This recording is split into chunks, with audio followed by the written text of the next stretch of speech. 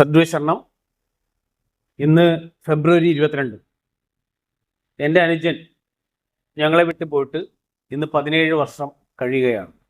അപ്പോൾ അനുജൻ്റെ ഓർമ്മദിനത്തിൽ മറ്റു 3 പേരെയും കൂടി സ്മരിച്ചുകൊണ്ട്, എൻ്റെ ആത്മസുഹൃത്തുക്കളായിരുന്ന മറ്റു 3 പേരെയും കൂടി സ്മരിച്ചുകൊണ്ട് അവരുടെ കുറച്ച് കാര്യങ്ങൾ സംസാരിച്ചുകൊണ്ട് ഇന്നത്തെ ദിവസം ഒരു വീഡിയോ ചെയ്യണം തോന്നി. അപ്പം എൻ്റെ അനിയൻ 2009 അനിയൻ മരണപ്പെട്ടത്. അപ്പം അനിയൻ മരണപ്പെടാനുള്ള കാരണം എന്ന് പറഞ്ഞാൽ ഫെബ്രുവരി 22 ശാന്തിഗിരി ആശ്രമത്തിൽ ഇപ്പോഴത്തെ ഗുരുസ്ഥാനി എന്നൊക്കെ അവകാശപ്പെടുന്ന, അതായത് കപട ഗുരുവായ ഒരു അമൃതാചിന്യം എന്ന് പറയുന്നവരുടെ ഒരു അവസ്ഥ പൂർത്തീകരണം. എന്തവസ്ഥയാണെന്ന് അറിയില്ല, കാരണം കുറേ ആഭാസ നാടകത്തിലൂടെ ഒരു അവസ്ഥ പൂർത്തീകരിച്ചെന്ന് പറഞ്ഞ് കുറേ ആഭാസ തരത്തിലൂടെ എന്ന് വേണം പറയാനായിട്ട്. അപ്പം അത് കുറേ കാലമായിട്ട് ഗുരുവിൻ്റെ ദേഹവിയോഗശേഷം മുതൽ ഇതിങ്ങനെ തുടർന്നു വരികയാണ്. അപ്പം അങ്ങനെ വരുന്ന വേളയിൽ ഈ പറയുന്ന 2009 ഇവിടെ ആശ്രമത്തിൽ നിന്ന് വിളിച്ച് പറയുകയാണ്, ഇവിടുത്തെ മൈക്കിലൂടെ പറയുകയാണ്, വന്നിരിക്കുന്ന ഈ ഫംഗ്ഷൻ വന്നിരിക്കുന്ന ആരും. അപ്പം നമ്മളുമൊക്കെ തെറ്റിദ്ധരിച്ച് അതിൻ്റെ കൂടെ ഇങ്ങനെ പോയിക്കൊണ്ടിരിക്കുകയാണ്. എന്താണ് ഇതിൻ്റെ നാടകത്തിൻ്റെ ഒരു ഉള്ളറ രഹസ്യമൊന്നും അന്ന് ഇന്നും പരമ്പരക്കും പലർക്കും അറിയില്ല. അമൃതാചിന്യയുടെ അവസ്ഥ പൂർത്തീകരണം ഏത് തരത്തിലുള്ള ആഭാസ അവസ്ഥ പൂർത്തീകരിച്ചാണെന്നുള്ളത് മനസ്സിലായവർക്ക് മനസ്സിലാവും. അപ്പോൾ അന്നേ ദിവസം ഇവിടെ മൈക്കിലൂടെ പ്രഖ്യാപിക്കുകയാണ്, ഇവർക്ക് ദർശനം കിട്ടിയെന്നും പറഞ്ഞാണ് പറയുന്നത് ഗുരുവിൽ നിന്ന്. ആരും 3 മണി കഴിയാതെ പോകരുത്, 12 മണിക്ക് ശേഷം ആരും, എന്നുവെച്ചാൽ 12 മണി മുതൽ 3 മണി വരെ രാത്രി ആരും സഞ്ചരിക്കരുത്. അത് ഗുരു നേരത്തെ പറഞ്ഞിട്ടാണ് 12 മണി തൊട്ട് 3 മണി വരെ ഒരു സമയത്തും ഗുരു ആർക്കും അനുവാദം കൊടുത്തിട്ടില്ല. പക്ഷെ ഇവരതിനെ ഒരു എന്താ പറയുക, പോയിന്റ് ചെയ്ത് ബൂസ്റ്റ് ചെയ്ത് പറയും. ഇങ്ങനെ പറഞ്ഞിട്ട് നേരെ എൻ്റെ വീട്ടിൽ വന്നിട്ട് ഇവരാളെ വിട്ട് വിളിപ്പിക്കുകയാണ്. എൻ്റെ അനിയനെ വിളിച്ചിട്ട് പോയി 2 പേരെ വിട്ടിട്ട്. അത് അമൃതാചിന്യ ഗുരുരത്നസ്വാമി എന്ന് പറഞ്ഞ ആൾ, ഈ ഗുരുമിത്രസ്വാമി എന്ന് പറഞ്ഞ ആൾ മരിച്ചുപോയി. അകാലത്ത് അയാൾ മരിച്ചുപോയി, കാരണം ചെയ്തു കൂട്ടിയ കാര്യങ്ങൾക്കുള്ള ഗുണമായിട്ട് കൂട്ടിയാൽ മതി. അപ്പം അദ്ദേഹം കൂടി അദ്ദേഹമാണ് എറണാകുളത്ത് നിന്ന് അവിടുത്തെ സെയിൽസ് സൂപ്പർവൈസറായ, ആശ്രമത്തിൻ്റെ തന്നെ മസാലയുടെയൊക്കെ സെയിൽസ് സൂപ്പർവൈസറായിരുന്നു ഈ ബിജു ചിറ്റേക്കാട് എന്ന് പറയുന്നത് എൻ്റെ അനിയൻ. അപ്പം നിർബന്ധപൂർവ്വം പുള്ളി വിളിച്ചിട്ട് വന്നതാണ് ഈ ഗുരുമിത്രൻ എന്ന് പറഞ്ഞ ആൾ, ഗുരുമിത്രസ്വാമി എന്ന് പറയുന്ന ആൾ. അപ്പം അങ്ങനെ വിളിച്ചിട്ട് വന്നിട്ട് അന്ന് രാത്രി തന്നെ ഫെബ്രുവരി 22 രാത്രി ഈ 12 മണി സമയത്ത് വീട്ടിൽ നിന്ന് വിളിച്ചിറക്കി കൊണ്ടുപോയി. അന്ന് ഞാൻ സ്ഥലത്തില്ല. ഞാനന്ന് എൻ്റെ മോള് ന്യൂമോണിയ ബാധിച്ചിട്ട് ഗോകുലം മെഡിക്കൽ കോളേജിൽ മോൾ അഡ്മിറ്റാണ്. അപ്പോൾ അവിടെയായിരുന്നു. എൻ്റെ അച്ഛനും അമ്മയാണ് വീട്ടിലുണ്ടായിരുന്നത്. ഞങ്ങൾ 2 വീട്ടിലായിട്ട് താമസിക്കുന്നത് എൻ്റെ വൈഫിൻ്റെ പ്രോപ്പർട്ടി തന്നെ. അപ്പോൾ അവിടെ നിന്നാണ് വിളിച്ചുകൊണ്ട് പോകുന്നത്. പക്ഷേ എന്നോട് അനുവാദം ചോദിച്ചില്ല. എന്നോട് പറഞ്ഞതെന്ന് പറഞ്ഞാൽ ഞാൻ 2 ദിവസം ഉണ്ടാവും, നമുക്ക് കുറച്ച് കാര്യങ്ങൾ സംസാരിക്കണം എന്ന് പറഞ്ഞിട്ടാണ് ഹോസ്പിറ്റലിൽ നിന്ന് ഇയാൾ വന്നത്. അപ്പോൾ ഹോസ്പിറ്റലിൽ നിന്ന് വന്ന സമയത്താണ് വിളിച്ചുകൊണ്ട് പോകുന്നത്. വിളിച്ചുകൊണ്ട് പോയിട്ട് എന്താ പറയുക, രാത്രി തന്നെ ഒരു ആക്സിഡൻറ്റിൽ പെട്ട് മരണപ്പെട്ടെന്നാണ് നമ്മൾ അറിയുന്നത്. മനസ്സിലായോ? അപ്പം എന്നിട്ട് ഇതെന്ത് ചെയ്ത് അമൃതാചിന്യ എന്ന് പറഞ്ഞവർ നമ്മളെ വിളിച്ചിട്ട് പറഞ്ഞ് ഈ വിളിച്ചുകൊണ്ട് പോയ വിവരം പുറത്താരോടും പറയുന്നു. മനസ്സിലായി? കാരണം സ്വാമിമാരോട് കുറിച്ച് ഇത് പറയരുത്, ജെന്നിനെ കുറിച്ച് പറയരുത്, ആശ്രമത്തിനെ തെറ്റായി ധരിക്കുമെന്നാണ് പറഞ്ഞു. മനസ്സിലായില്ലേ? എന്നിട്ട് ഇവർ തന്നെ പ്രൊമോട്ട് ചെയ്യണം. കാരണം വെച്ചാൽ അതിന് ഏകദേശം 1 വർഷത്തിന് മുമ്പ് എൻ്റെ അനിയൻ്റെ വിവാഹവുമായിട്ട് ബന്ധപ്പെട്ട് ഈ അമൃതാചിന്യെ കബളിപ്പിക്കാൻ തുടങ്ങി. പല സമയത്തും എന്നെ കൊണ്ട് ഇവനെ വിളിപ്പിക്കും, ഇവിടെ ഓരോ പെണ്ണുങ്ങളെ കാണിക്കും, എന്നിട്ട് അവൻ തിരിച്ചു പോകും. പിന്നെ ഇതിനെക്കുറിച്ചൊരു അറിവുമില്ല. എന്നെ കൊണ്ടൊരു 10-30 കുട്ടികളെ പേരൊക്കെ എഴുതി കൊടുപ്പിച്ച്. പക്ഷേ അതൊക്കെ ഞാൻ എഴുതി കൊടുക്കും, ഇവരെ മേടിച്ച് തലവണയിൽ വെക്കും.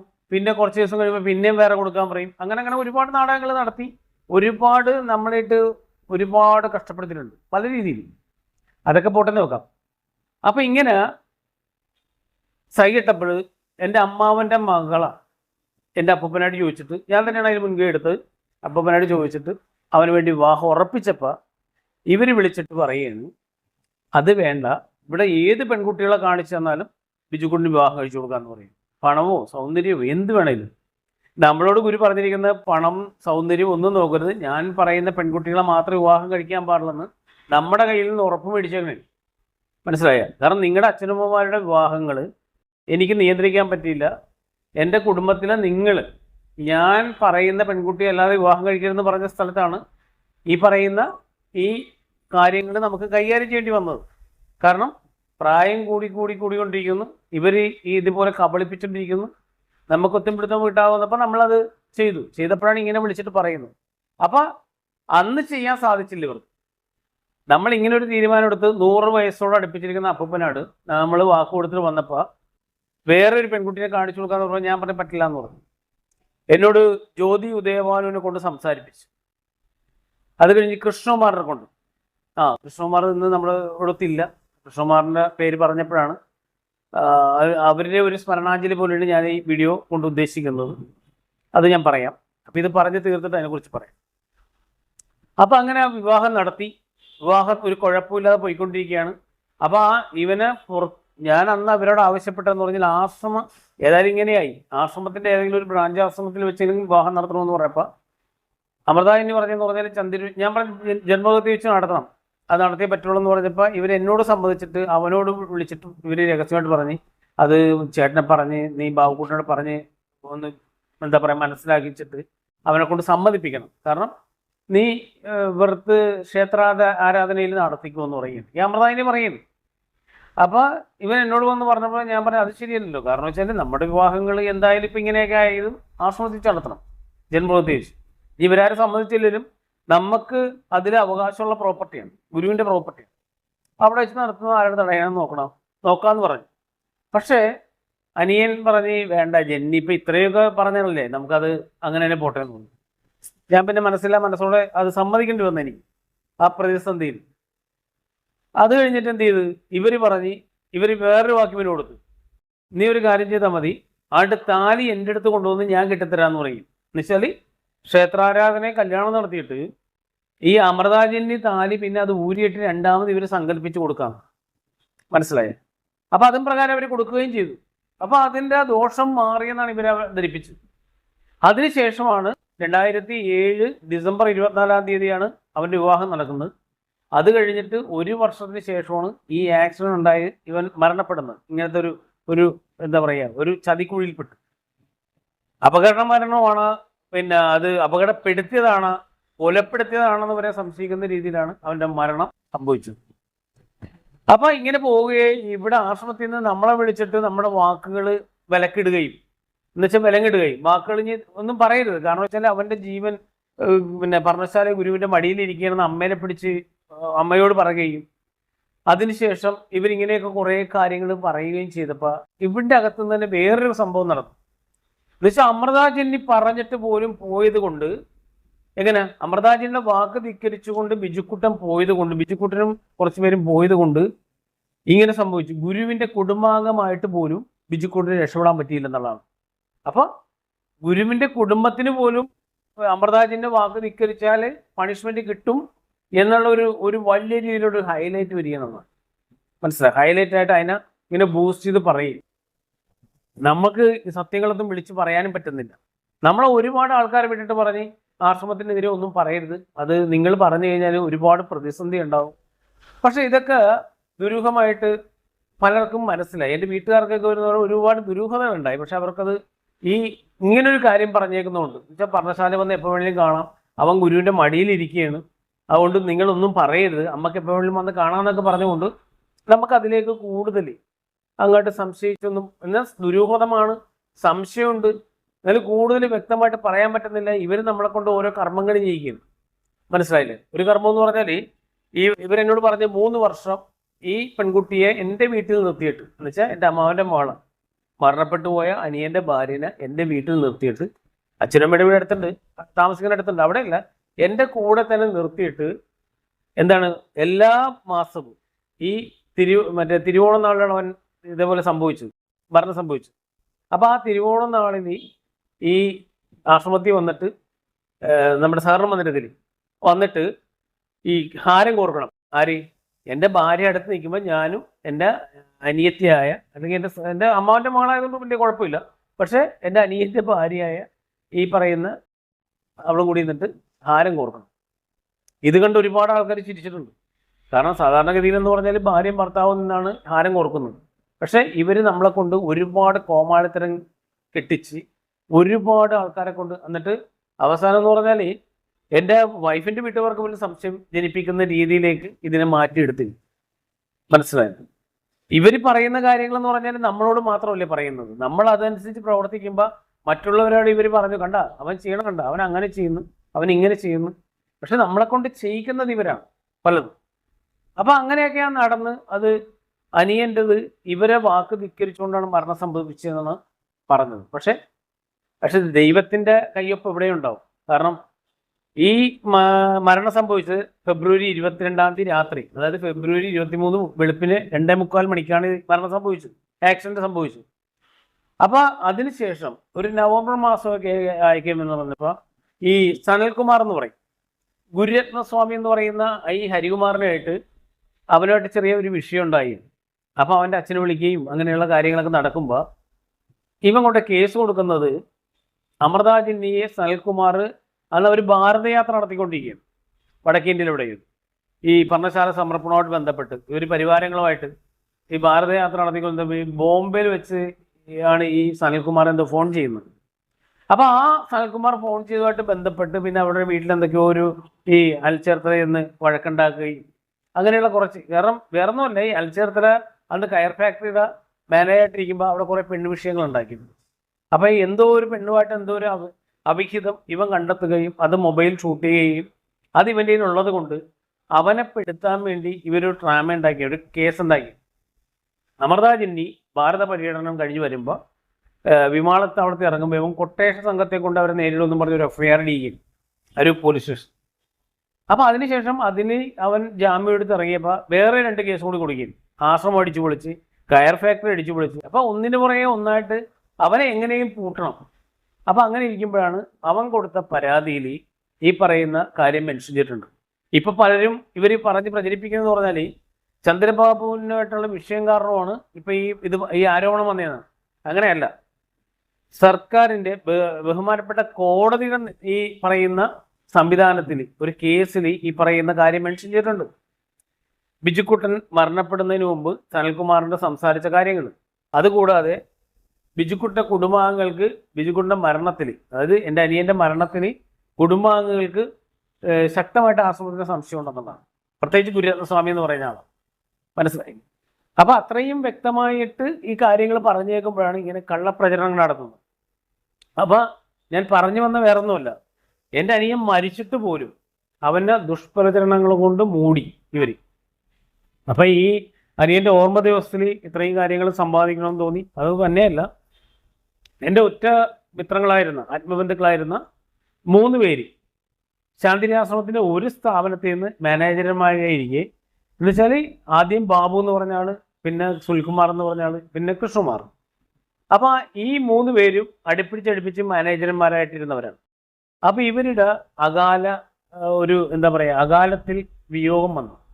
എന്നുവെച്ചാൽ അകാലത്തിൽ മരണപ്പെട്ടു പോയതിനെ കുറിച്ചുള്ള ഒരു ഓർമ്മ കൂടി ഞാൻ ഇതോടൊപ്പം, കാരണം അത്രയ്ക്ക് ആത്മബന്ധമുണ്ടായ ആൾക്കാരാണ്. കാരണം ഒരു സ്ഥാപനത്തിൽ നിന്ന് തന്നെ, ശാന്തിഗിരി പെട്രോൾ പമ്പിൽ നിന്ന് മാനേജറായിട്ടിരുന്ന സമയത്താണ് ബാബു ഹൃദയസ്തംഭനം വന്ന് മരിക്കുന്നത്. അതിനുശേഷം സുൽകുമാർ പെട്ടെന്ന് എന്താണെന്ന് മനസ്സിലാകാത്ത രീതിയിൽ മരണപ്പെടുകയും, അതിനുശേഷം ഈ അടുത്ത കാലത്ത് കൃഷ്ണകുമാർ വീട് വെച്ചിരിക്കുകയാണ്. അപ്പോൾ വീടിൻ്റെ തടി എടുക്കാനായിട്ട് വീട്ടിൽ പോയ വഴി ഒരു അപകടം സംഭവിച്ച് മരണപ്പെടുകയും. അപ്പോൾ ഇവരേക്കെന്ന് പറഞ്ഞാൽ ഞാൻ ഇവരെ വീഡിയോ കഴിഞ്ഞിടക്കുക എന്ന് പറഞ്ഞാൽ ഒരു ഡോക്യുമെൻ്റ്, ഒരു ഫയൽ ചെക്ക് ചെയ്തപ്പോൾ, കാരണം കുറച്ച് ഡോക്യുമെൻറ്റ്സ് എനിക്ക് ആവശ്യമുണ്ടായിരുന്നു നിയമപരമായിട്ടുള്ള കാര്യങ്ങൾക്ക്. അപ്പോൾ അത് ചെക്ക് ചെയ്യുന്ന സമയത്ത് ഇവരുടെ വീഡിയോസ് കാണാനിടയായി. കാരണം വീഡിയോസ് കാണാനിടയെന്ന് പറഞ്ഞാൽ മറ്റൊന്നുമല്ല, 18/6/2016 ഞാൻ ബഹുമാനപ്പെട്ട കേരള DGPക്ക്, അന്ന് ഇവിടെ ഞാൻ സെക്യൂരിറ്റി മാനായിട്ടിരിക്കുന്നു ശാന്തിഗിരി ആശ്രമത്തിൻ്റെ.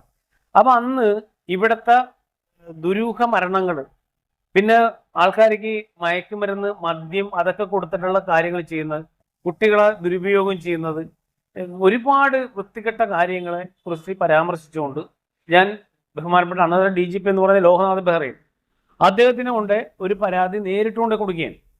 ആ നേരിട്ടുകൊണ്ട് പരാതി കൊടുത്തതിന് ശേഷം 7 മാസങ്ങൾക്ക് ശേഷമാണ് എൻ്റെ പേരിൽ ശാന്തിഗിരി സ്കൂളിൽ നിന്ന് പോക്സോ ഉണ്ടാക്കുന്നത്. മനസ്സിലായില്ല? അതിനെക്കുറിച്ച് ഞാൻ പിന്നീട് പറയാം. പക്ഷേ അപ്പം ഞാൻ ഈ പരാതി കൊടുത്തതിന് ശേഷം എന്ന് പറഞ്ഞാൽ പിന്നെ എൻ്റെ വണ്ടിയിലായാലും കൊള്ളാം, ഞാൻ സഞ്ചരിക്കുന്ന സ്ഥലങ്ങളായാലും കൊള്ളാം, എല്ലാം ക്യാമറ നിരീക്ഷണത്തിലായിരുന്നു. കാരണം മറ്റൊന്നുമില്ല, ഗുരുരത്നൻ ഏത് രീതിയിലും ഒരാളെ ടാർഗറ്റ് ചെയ്താൽ ഉപദ്രവിക്കാൻ ശ്രമിക്കും, മനസ്സിലായി, അവനെ ഇല്ലായ്മ ചെയ്യാൻ ശ്രമിക്കും. പക്ഷേ എവിഡൻസ് ഒന്നും ഉണ്ടാക്കാത്ത രീതിയിലായിരിക്കും ഇവൻ്റെ പ്രവർത്തനം. അപ്പോൾ അതുകൊണ്ട് എന്ത് പറ്റി, എനിക്കെന്ത് സംഭവിച്ചാലും അതിന് കൃത്യമായിട്ടുള്ള എവിഡൻസ് വേണമെന്നുള്ളത് ഞാൻ ആഗ്രഹിച്ചിട്ടുണ്ടായിരുന്നു. അതുകൊണ്ടാണ് ഞാൻ ബഹുമാനപ്പെട്ട കേരള DGP കൊണ്ട് പരാതി കൊടുത്തപ്പോൾ അതിൻ്റെ അവസാന പേജിൽ എഴുതി വെച്ചു, എനിക്ക് എൻ്റെ ജീവിതത്തിൽ എന്ത് സംഭവിച്ചാലും അതിൻ്റെ ഉത്തരവാദി ഗുരുരത്നനും കൂട്ടാളികളുമായിരിക്കും എന്ന് പറഞ്ഞ് വ്യക്തമായിട്ട് എഴുതി വെച്ചിട്ടുണ്ടായി. മനസ്സിലായത്? അപ്പം എന്ന് വെച്ചാൽ എൻ്റെ ശരീരം ഞാൻ ഉപേക്ഷിച്ചിട്ടാണ് ഞാൻ ഈ ഒരു ദൗത്യത്തിൽ ഇറങ്ങിയത്. കാരണം നമ്മൾക്ക് എന്ത് സംഭവിക്കുന്നു എന്നുള്ളതല്ല, നമ്മുടെ ഗുരുവിൻ്റെ പേരും പറഞ്ഞ് ഒരു കൊള്ളസങ്കേതമായിട്ട് ഒരാളും പ്രവർത്തിക്കാൻ പാടില്ല. മനസ്സിലായത്? വിശ്വാസി പരമ്പരനെ പറ്റിച്ച് വഞ്ചിച്ച് പ്രവർത്തിക്കാൻ പാടില്ല. അതായിരുന്നു ഉദ്ദേശം. അപ്പം അങ്ങനെ ഞാൻ ഈ പറയുന്ന വീഡിയോ നിരീക്ഷണത്തിൻ്റെ കൂടെ പോയപ്പോൾ എന്ന് പറഞ്ഞാൽ ഒരുപാട് എവിഡൻസ്, ഒരുപാട് മൊഴികൾ, ഒരുപാട് സാക്ഷ്യങ്ങൾ, ഒരുപാട് നിർദ്ദേശങ്ങൾ, അഭിപ്രായങ്ങൾ എല്ലാം എനിക്ക് സ്വരൂപിക്കാൻ പറ്റി. മനസ്സിലായോ? കാരണം എല്ലാ ദിവസവും ഞാൻ പോകുന്ന പ്രധാനപ്പെട്ട കാര്യങ്ങളുടെ എല്ലാം ഞാൻ റിവൈൻഡ് ചെയ്ത് കേൾക്കുകയും കാണുകയും ഒക്കെ ചെയ്ത് അവരിൽ നിന്നുള്ള കാര്യങ്ങളെല്ലാം മനസ്സിലാക്കി അതനുസരിച്ച് എവിഡൻസുകൾ ഉണ്ടാക്കാൻ ശ്രമിച്ച് കുറേ എവിഡൻസുകൾ എനിക്ക് ഉണ്ടാക്കാൻ പറ്റിയിട്ടുണ്ട്. മനസ്സിലായില്ല? അപ്പം അങ്ങനെയുള്ള സാഹചര്യത്തിൽ ഞാൻ ഇവരോട്ടൊക്കെ സംസാരിച്ച കുറച്ച് കാര്യങ്ങൾ ഇന്നത്തെ ആ ഒരു എൻ്റെ അനിയൻ്റെ ഓർമ്മ ദിനത്തിൽ അതും കൂടി പങ്കുവെക്കാൻ വേണ്ടിയാണ്. അപ്പോൾ ആദ്യം ആ ബാബുവിൻ്റെ ഒരു ഷോർട്ട് വീഡിയോ. ബാബു ആയിരുന്നു ആദ്യം പെട്രോൾ പമ്പിൽ ഉണ്ടായിരുന്ന മാനേജർ. അപ്പോൾ ബാബുവിന് ശേഷമാണ് സുനിൽകുമാർ മാനേജരായിട്ട്, അതിനുശേഷമാണ് കൃഷ്ണകുമാർ മാനേജരായത്.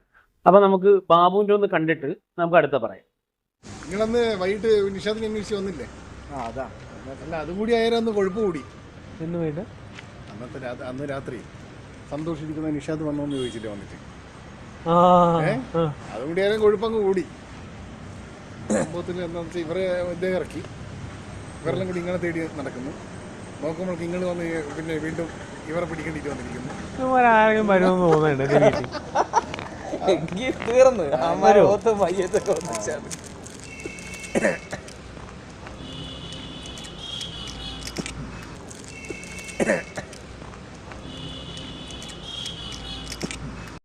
അപ്പോൾ ഇതാണ് ബാബുവിൻ്റെ ഒരു ഷോർട്ട് വീഡിയോ. കാരണം വളരെ ലെങ്തിയുള്ള വീഡിയോ ആണ്, പക്ഷേ അതിൻ്റെ ഒരു ജസ്റ്റ് ഒന്ന് സൂചിപ്പിക്കാൻ വേണ്ടി മാത്രം, ബാബുവിന് എല്ലാവരും ഓർമ്മയിലേക്കൊന്ന് കൊണ്ടുവരാൻ വേണ്ടി മാത്രം. കാരണം ഒരുപാട് നാളായി വിസ്മൃതിയിലായ ആൾക്കാരെ ഒന്ന് ഓർമ്മിപ്പിക്കാൻ വേണ്ടിയാണ്. അപ്പോൾ എനിക്ക് ഏറ്റവും അടുത്ത ബന്ധമുള്ള ആൾക്കാരായതുകൊണ്ടാണ് ഇവരെ പറഞ്ഞത്. അത് തന്നെയല്ല, പമ്പിലിരുന്നിട്ട് അതൊരു ദുരൂഹത പോലെ തോന്നുന്നു. കാരണം പമ്പിൽ അടുത്തടുത്തിരുന്നിട്ട് പിന്നെ മാനേജർമാരായിട്ട് ഇരുന്നിട്ട് ഇവർക്ക് ഇങ്ങനെ ഒരു ഇത് സംഭവിച്ചത് എന്തുകൊണ്ടാണെന്നുള്ള ഒരു എത്തും പിടുത്തം കിട്ടുന്നില്ല. അപ്പോൾ അടുത്തതെന്ന് പറഞ്ഞാൽ സുനിൽകുമാറാണ്. ഞാൻ ഈ വീഡിയോ നിരീക്ഷണത്തിൻ്റെ ഭാഗമായിട്ട് പോയിക്കൊണ്ടിരിക്കുമ്പോൾ ആയുർവേദത്തിൻ്റെ അവിടെ വെച്ചാണ് സുനിൽകുമാറിനെ യാദൃശ്യമായിട്ട് കാണുന്നത്. അപ്പോൾ സുനിൽകുമാറിനോട് ഞാൻ അന്നത്തെ രാഷ്ട്രീയ സാഹചര്യം, അതായത് 2016 ഇലക്ഷൻ നടക്കാൻ പോയാണ്, ഇത് ഈ അസംബ്ലി ഇലക്ഷൻ. ആ അസംബ്ലി ഇലക്ഷൻ നടക്കാൻ പോണതിൻ്റെ ഇടക്ക് അന്ന് BJPയുടെ ഒരു സാഹചര്യവും BJPക്ക് എന്തെങ്കിലും കിട്ടുമോ അതിനെക്കുറിച്ചൊക്കെ സംസാരിക്കുന്ന ഒരു ഇതാണ്. പിന്നെ പെട്രോളിനെ കുറിച്ചൊക്കെ സംസാരിക്കുന്നതാണ് ഒരു വീഡിയോ. അപ്പോൾ ആ വീഡിയോ ഒന്ന് കാണും. ഈ പ്രാവശ്യം വോട്ടിൻ്റെ ശതമാനം എടുത്ത് കഴിഞ്ഞ പ്രാവശ്യം പിന്നെ 2000 എത്രയാണ് 11 എന്താണ് ഇലക്ഷൻ വന്നത്? 2011 അതിൻ്റെ ശതമാനം ഇത് ഇപ്പോഴത്തെ ശതമാനം എടുത്ത് വെച്ചു. അല്ലാതെ ഇപ്പം തോറ്റത് നോക്കണ്ട. ഈ ആ ശതമാനം വെച്ച് നോക്കിയാലും ഒരു ഇലക്ഷൻ കൂടി കഴിയുമ്പോഴത്തേക്കും ചിലപ്പോൾ ഈ പറഞ്ഞ പോലെ ഭരണം കിട്ടുമായിരിക്കും. ഒരു ഇലക്ഷൻ കൂടി കഴിയേണ്ട കാര്യമൊന്നും. ഈ പ്രാവശ്യം പലയിടത്തും പോയെന്ന് പറഞ്ഞിട്ടുണ്ടെങ്കിൽ ഇവർ തമ്മിൽ കുത്തിയ കാരണം അടുത്ത പ്രാവശ്യം കുറച്ചുകൂടി സീറ്റ് കിട്ടും. ഒരു സീറ്റൊന്നുമല്ല, 5 സീറ്റ്. ഇപ്പം മറ്റേ ഉദുമ, ഇപ്പോൾ ഈ വട്ടിയൂർക്കാവ്, അങ്ങനെയുള്ളിടത്തൊക്കെ നല്ല പ്രവർത്തനം ഇപ്പം ഇന്ന് നിങ്ങൾ ചെയ്യുവാണെങ്കിൽ, കാരണം ഇതെല്ലാം നിങ്ങളുടെ കയ്യിൽ തന്നെ വരും. ഇപ്പോൾ ഈ ഓരോ ജോഗപാലും ഈ അവിടുത്തെ കാര്യങ്ങൾ ഇപ്പോൾ ഓരോ, കാരണം ഈ ഇലക്ഷന് കുറെ പാളിച്ചകൾ പറ്റിയായിരുന്നു. അതെ, എന്തൊക്കെയാണ് ഇപ്പോഴൊന്നും അല്ലായിരുന്നു ചെയ്യേണ്ടത്, ഇത് നേരത്തെ ചെയ്യേണ്ടായിരുന്നു. പക്ഷെ ഇനിയിപ്പം ഈ മണ്ഡലങ്ങളിലെങ്കിലും കോൺസെൻട്രേറ്റ് ചെയ്ത് കഴിഞ്ഞാൽ ആ സീറ്റ് ഉറപ്പാണ്. വേറൊന്നും ചെയ്യണ്ട. ഇനിയിപ്പോൾ ഇവർ കിട്ടിയില്ല എന്ന് വിചാരിച്ച് ചെയ്യാതിരിക്കാതെ കാര്യങ്ങളെല്ലാം അങ്ങനെ തന്നെ അങ്ങ് പോവുകയാണ്. ഇല്ല, കാര്യങ്ങൾ കഴിഞ്ഞ് നല്ലതായിട്ട് ചെയ്യും. അതേപോലെ ഇനിയിപ്പോൾ ഒരു, കാരണം ഇപ്പോൾ പ്രതീക്ഷയുണ്ട് ഇവിടെ. പിന്നെ ഇനിയിപ്പോൾ ഒരു കേന്ദ്രമന്ത്രിനെ കൊടുക്കത്തില്ലേ നിങ്ങൾ? അപ്പോൾ അതുകൂടി വരുമ്പോഴത്തേക്കും കുറച്ചുകൂടി ആകും. കേന്ദ്രമന്ത്രി കേന്ദ്രമന്ത്രി ആരായിരിക്കും? കേന്ദ്രമന്ത്രിയല്ല നമ്മുടെ സുരേഷ് ഗോപി ഇരിക്കുന്നത്. സുരേഷ് ഗോപിനെ കേന്ദ്രമന്ത്രിയാക്കിയിട്ട് കാര്യം അതെന്താ? അതിനൊക്കെ എത്രയോ നല്ല ആൾക്കാർ. സുരേഷ് ഗോപി MP സ്ഥാനം കൊടുത്ത് അവിടെ ഇരിക്കട്ടെ. വേറെ ഇപ്പം മറ്റേ എത്രയോ പേരുണ്ട്. ആരാ? മറ്റേ സുരേന്ദ്രനോ അല്ലെങ്കിൽ സുരേന്ദ്രൻ മറ്റേ ഇതിന്റെ ചെയർമാനായ എന്താണ് നാളികേര ബോർഡിന്റെ ചെയർമാനാണ്. മറ്റേ ഇങ്ങേരുണ്ടല്ലോ നേരത്തെ മറ്റേ പ്രസിഡന്റ് വി മുരളീധരൻ. മുരളീധരനുണ്ട്. പിന്നെ അല്ല അതൊക്കെ ഇപ്പൊ തീരുമാനമാവുമല്ലോ. തീരുമാനമാണ്. നല്ലൊരു മന്ത്രിയെ കൊടുത്ത് നല്ല കാര്യങ്ങൾ ചെയ്താൽ നമ്മൾ 1-2 മന്ത്രിമാരുണ്ടാവും. സുരേഷ് ഗോപി ഉറപ്പാണ്. സുരേഷ് ഗോപിനെ മന്ത്രിയാക്കിയിട്ട് കാര്യം ഇല്ല ആക്കും. ആണോ? സഹമന്ത്രി സ്ഥാനം കൊടുക്കും. സുരേഷ് ഗോപി അല്ലാതെ തന്നെ നിൽക്കുന്നതാണ് നല്ലത്. ഇല്ല പുള്ളിക്ക് പ്രവർത്തിക്കാനായിട്ട് സിനിമയിലും പോകണ്ടേ ആർക്ക്? സുരേഷ് ഗോപിക്ക്. ആ അത് ബാക്കിയുള്ള സമയത്ത് നോക്കുള്ളൂ. എന്നുവെച്ചാൽ പുള്ളി പിന്നെ ഇപ്പൊ എല്ലാ സിനിമയിലും ജബർപൂർ അഭിനയിക്കണമെന്നില്ല. വല്ലപ്പോഴും ഒരു സിനിമ കിട്ടും. പുള്ളി വന്നു ഇപ്പോൾ ഒരു MP സ്ഥാനം കൊടുത്തു. അവരെ കൊണ്ട് നിർത്തി കഴിഞ്ഞിട്ട് നല്ല ആൾക്കാരെ മന്ത്രിയാക്കി കഴിഞ്ഞാൽ അവർക്ക് ചെയ്യാൻ ഇല്ല പുള്ളിക്ക് പ്രവർത്തിക്കാനായിട്ട് മനസ്സുണ്ട്. ആക്ഷൻ വെറുതെ മന്ത്രിയായിട്ട് കാര്യമില്ലല്ലോ. ആക്ഷനും കണ്ടും പറഞ്ഞാലേ പറ്റുള്ളൂ ആരെങ്കിലും. അല്ലെന്ന് വെറുതെ ഇവരെയൊക്കെ മന്ത്രിയാക്കിയിട്ട് കാര്യമില്ല. പ്രവർത്തിക്കാനുള്ള മനസ്സും കൂടി വേണം. പുള്ളിക്ക് ഓടി നടന്ന് ചെയ്യാനുള്ള മനസ്സുണ്ട്. ഇല്ലേ?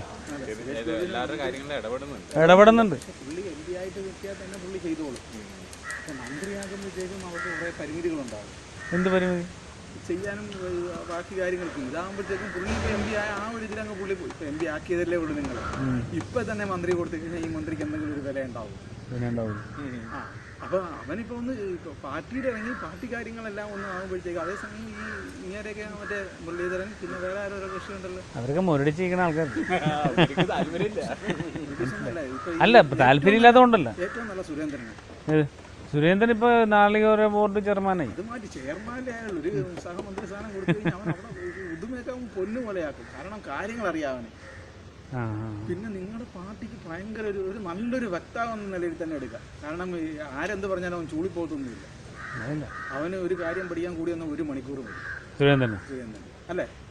ഏത് കാര്യത്തെക്കുറിച്ചും പഠിച്ച് പറയാനായിട്ട് 1 മണിക്കൂർ കൊടുത്തു കഴിഞ്ഞാൽ അവൻ ഇനി ഏത് MN നികേഷ് കുമാറെന്ന് ഒന്നുമല്ല അവൻ്റെ അടുത്ത്. നികേഷ് കുമാറിനും ആക്കണമെന്നു രാജ്യസഭ അംഗത്വം MP ആക്കുന്നുണ്ടെന്നും അവർ LDF. കാരണം അല്ലേ നാണക്കേടല്ലേ?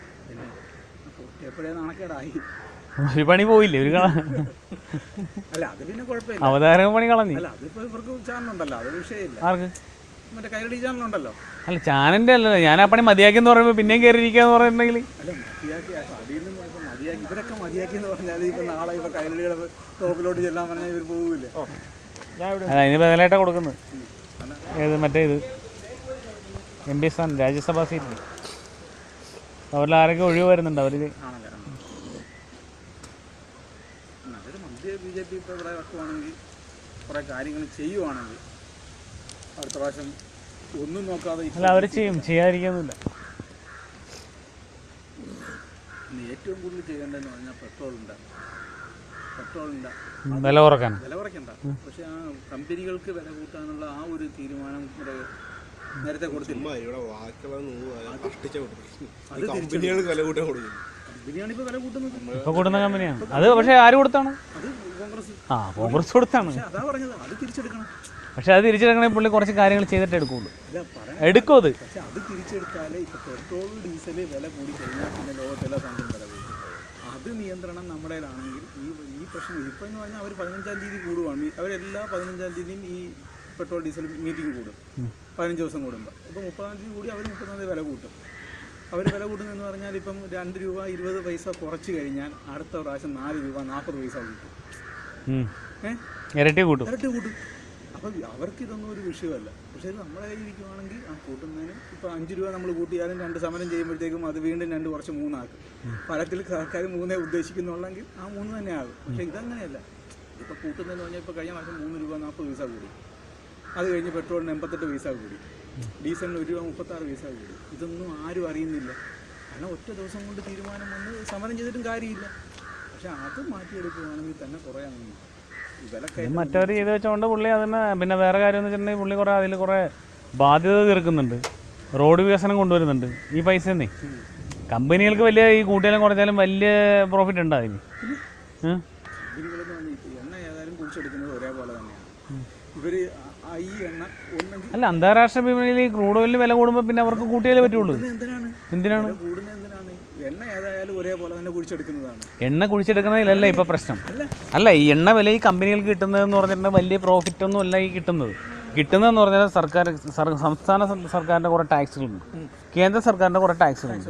ഇത് കുറച്ചാൽ തന്നെ പെട്രോളിന് 25 രൂപ 30 രൂപ ആവുന്നു. ഇത് രണ്ടും കുറച്ച് കഴിഞ്ഞാൽ പക്ഷേ ഈ കമ്പനികൾക്ക് ഈ മറ്റേ എന്താ ക്രൂഡ് ഓയിൽ കൊണ്ടുവരുമ്പോഴത്തേക്കെന്ന് പറഞ്ഞാൽ അവിടെ വേരിയേഷൻ വരുന്നില്ലേ, അതനുസരിച്ച് അവർ കൂട്ടുന്നു. എന്താ വേരിയേഷൻ വരുന്നത്? എണ്ണ എല്ലാ ദിവസവും കുഴിച്ചെടുക്കുന്ന പോലെ തന്നെ കുഴിച്ചെടുത്ത് കഴിഞ്ഞാൽ ഈ കുഴപ്പമില്ല. ഇത് അവിടെ ഇത് വരും, അവിടെ പിന്നെ കമ്പനി വില കൂട്ടാൻ വേണ്ടിയിട്ട് തന്നെ ഉത്പാദനം കുറയ്ക്കുന്നതാണ്. കാരണം അപ്പോൾ ഷോർട്ടാവും. ഷോർട്ടാകുമ്പോൾ വില കൂടും. ഇപ്പൊ ഈ വരുന്ന ഒരു ഷിപ്പ് ഫുള്ള് അപ്പൊ പിന്നെ 2 ഷിഫ്റ്റ് അവിടെ അടിക്കും, അപ്പോഴത്തേക്ക് ഇച്ചിരി കുറയും. അങ്ങനെ തന്നെ ചെയ്യുന്നത്. അത് മാറി കിട്ടൂല. ഇപ്പൊ മറ്റേന്ന് പറഞ്ഞാൽ ഇപ്പം എത്ര അതിനൊക്കെ ആയിരിക്കും ഇറക്കി പോയിട്ട് നമ്മൾ തന്നെ കുഴിച്ചെടുക്കാന്ന് പറയുന്നത്. ഇപ്പൊ തന്നെ നമ്മളിവിടെ കുഴിച്ച് പകുതിയാക്കി വെച്ചിട്ടുണ്ട്. എവിടെ? ഈ കൊച്ചിയിലും കുഴിച്ച്, പിന്നെ വേറെ എവിടെ കുഴിച്ച് സക്സസ് ആയിട്ടില്ല. സക്സസ് ആകാത്ത എന്തുകൊണ്ടാണ്? കുഴിക്കാൻ കൊണ്ടുവന്നത് റിലയൻസിന്റെ ട്രക്കാണ്. പക്ഷെ വേറെ ആരുണ്ട് കുഴിക്കാൻ പറ്റും? ഈ കടലിൽ കുഴിച്ചാൽ വേറെ കുഴപ്പമുണ്ട്, എല്ലാവരെയും വിളിച്ച് കുഴിപ്പിക്കാൻ പറ്റൂല. കാരണം വെച്ചാൽ കുഴിച്ച് ഇത് സാധനം ഒന്ന് ലീക്കായി പോയി കഴിഞ്ഞാൽ എന്തായിരിക്കും സംഭവിക്കണം? അല്ല, വേറൊരു വിഷയമുണ്ട്. ഇതിപ്പോ കുഴിച്ചു വന്നിരിക്കുന്നത് റിലയൻസ് ആണ്. അവർ സക്സസ് ആക്കൂല. നമ്മള് കുഴി നിർത്തി. ഇനി കുറച്ചു കാലം കഴിയുമ്പോഴത്തേക്കും സർക്കാർ അവർക്ക് കുഴിക്കാനായിട്ട് അനുവാദം കൊടുക്കും. ആർക്ക്? റിലയൻസിന്, പ്രൈവറ്റ് ആയിട്ട്. റിലയൻസ് ഇപ്പൊ നമ്മള് മൊത്തം കുഴിക്കേണ്ടത് ചിലപ്പോ 200 അടിയായിരിക്കും. 160 അടി ഇപ്പൊ കുഴിച്ചു വെച്ചിരിക്കുകയാണ്.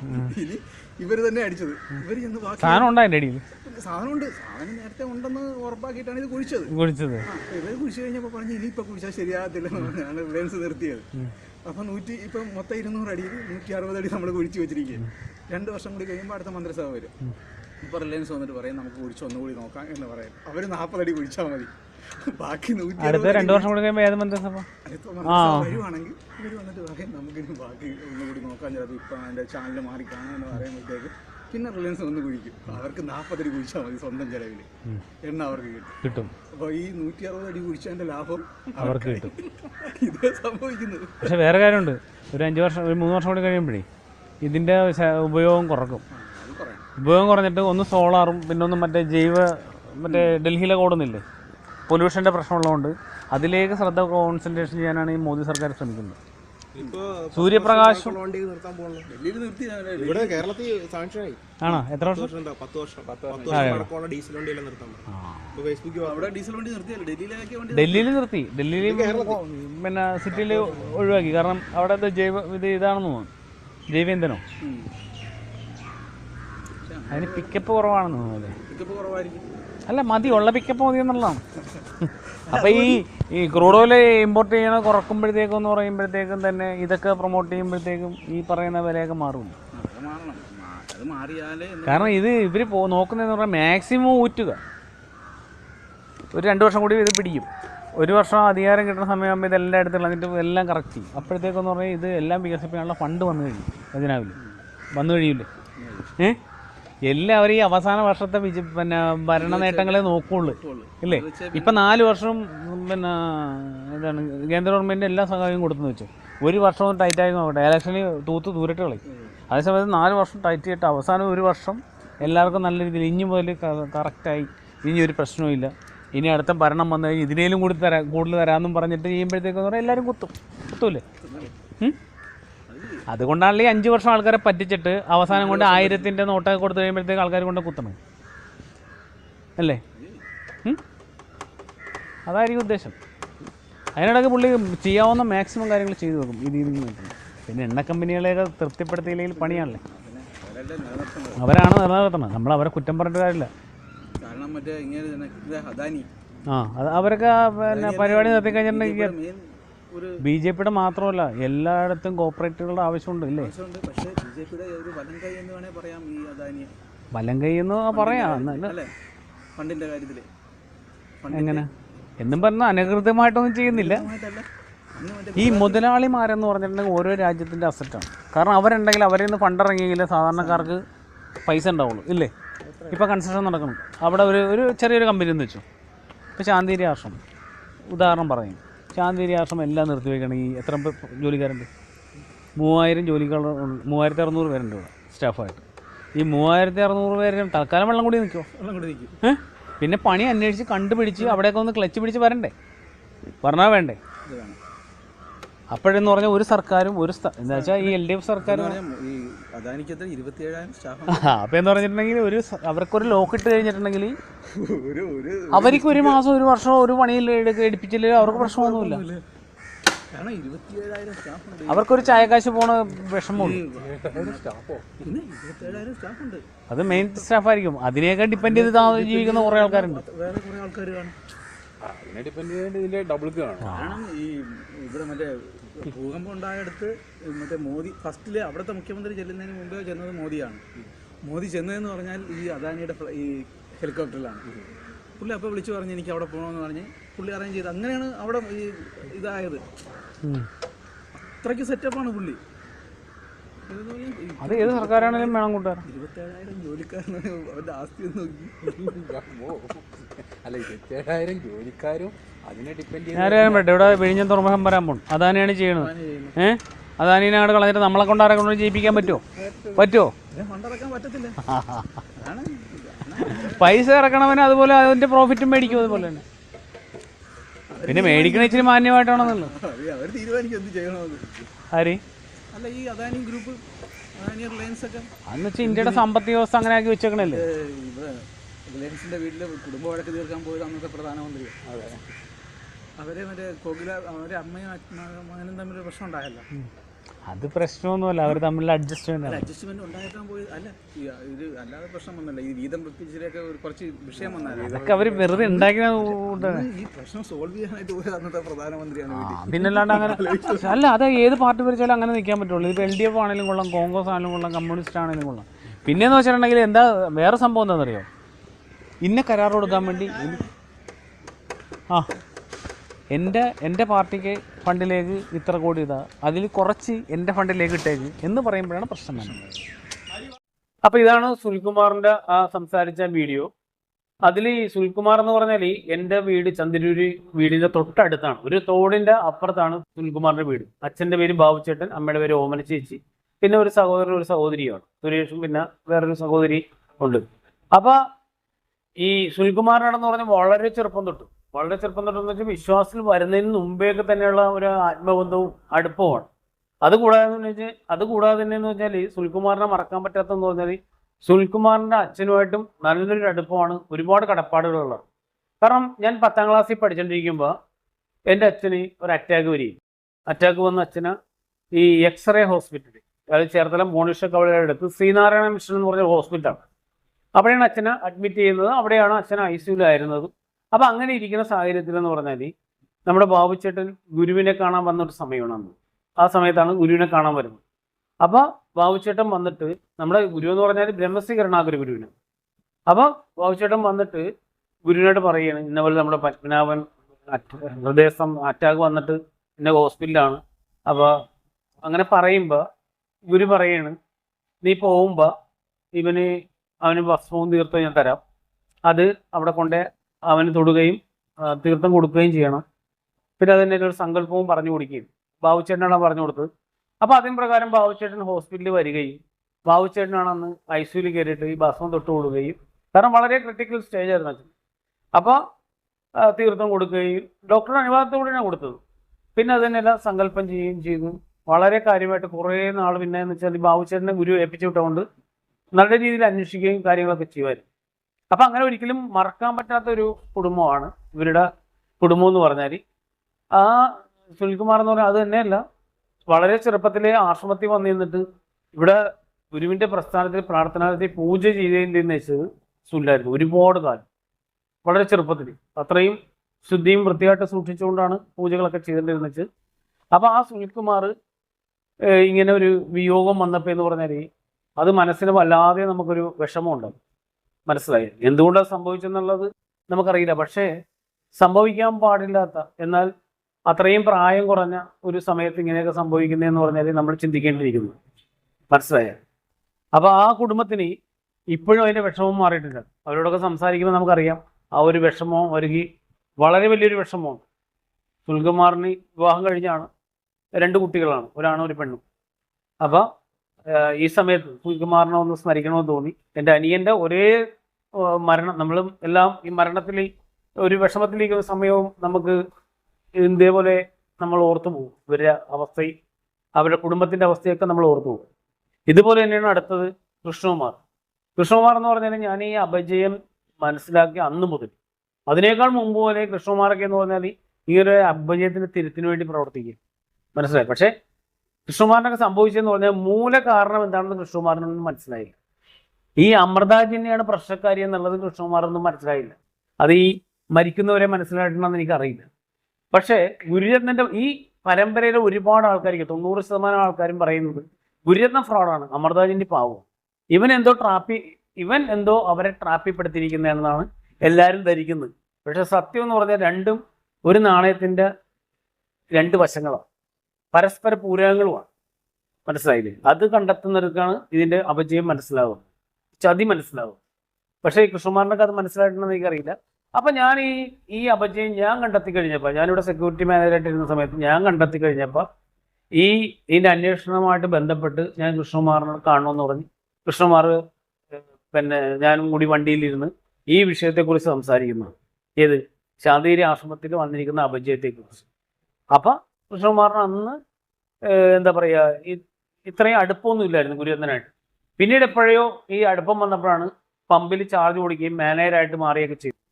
അതെങ്ങനെ സംഭവിച്ചെന്ന് എനിക്കറിയില്ല. ഗുരുരത്നൻ്റെ ആ കൂടെ കൂടിയതാണോ അല്ലെങ്കിൽ എന്താണ് സംഭവിച്ചതെന്ന് അറിയില്ല. അപ്പം അന്ന് സംസാരിച്ചത് ഇവിടുത്തെ ഈ വിഷയത്തെക്കുറിച്ച് തന്നെ, അപജയത്തെക്കുറിച്ച് തന്നെയാണ് സംസാരിച്ച്. അപ്പോൾ അത് നമുക്ക് കേൾക്കാം, അതിനുശേഷം ബാക്കി പറയാം.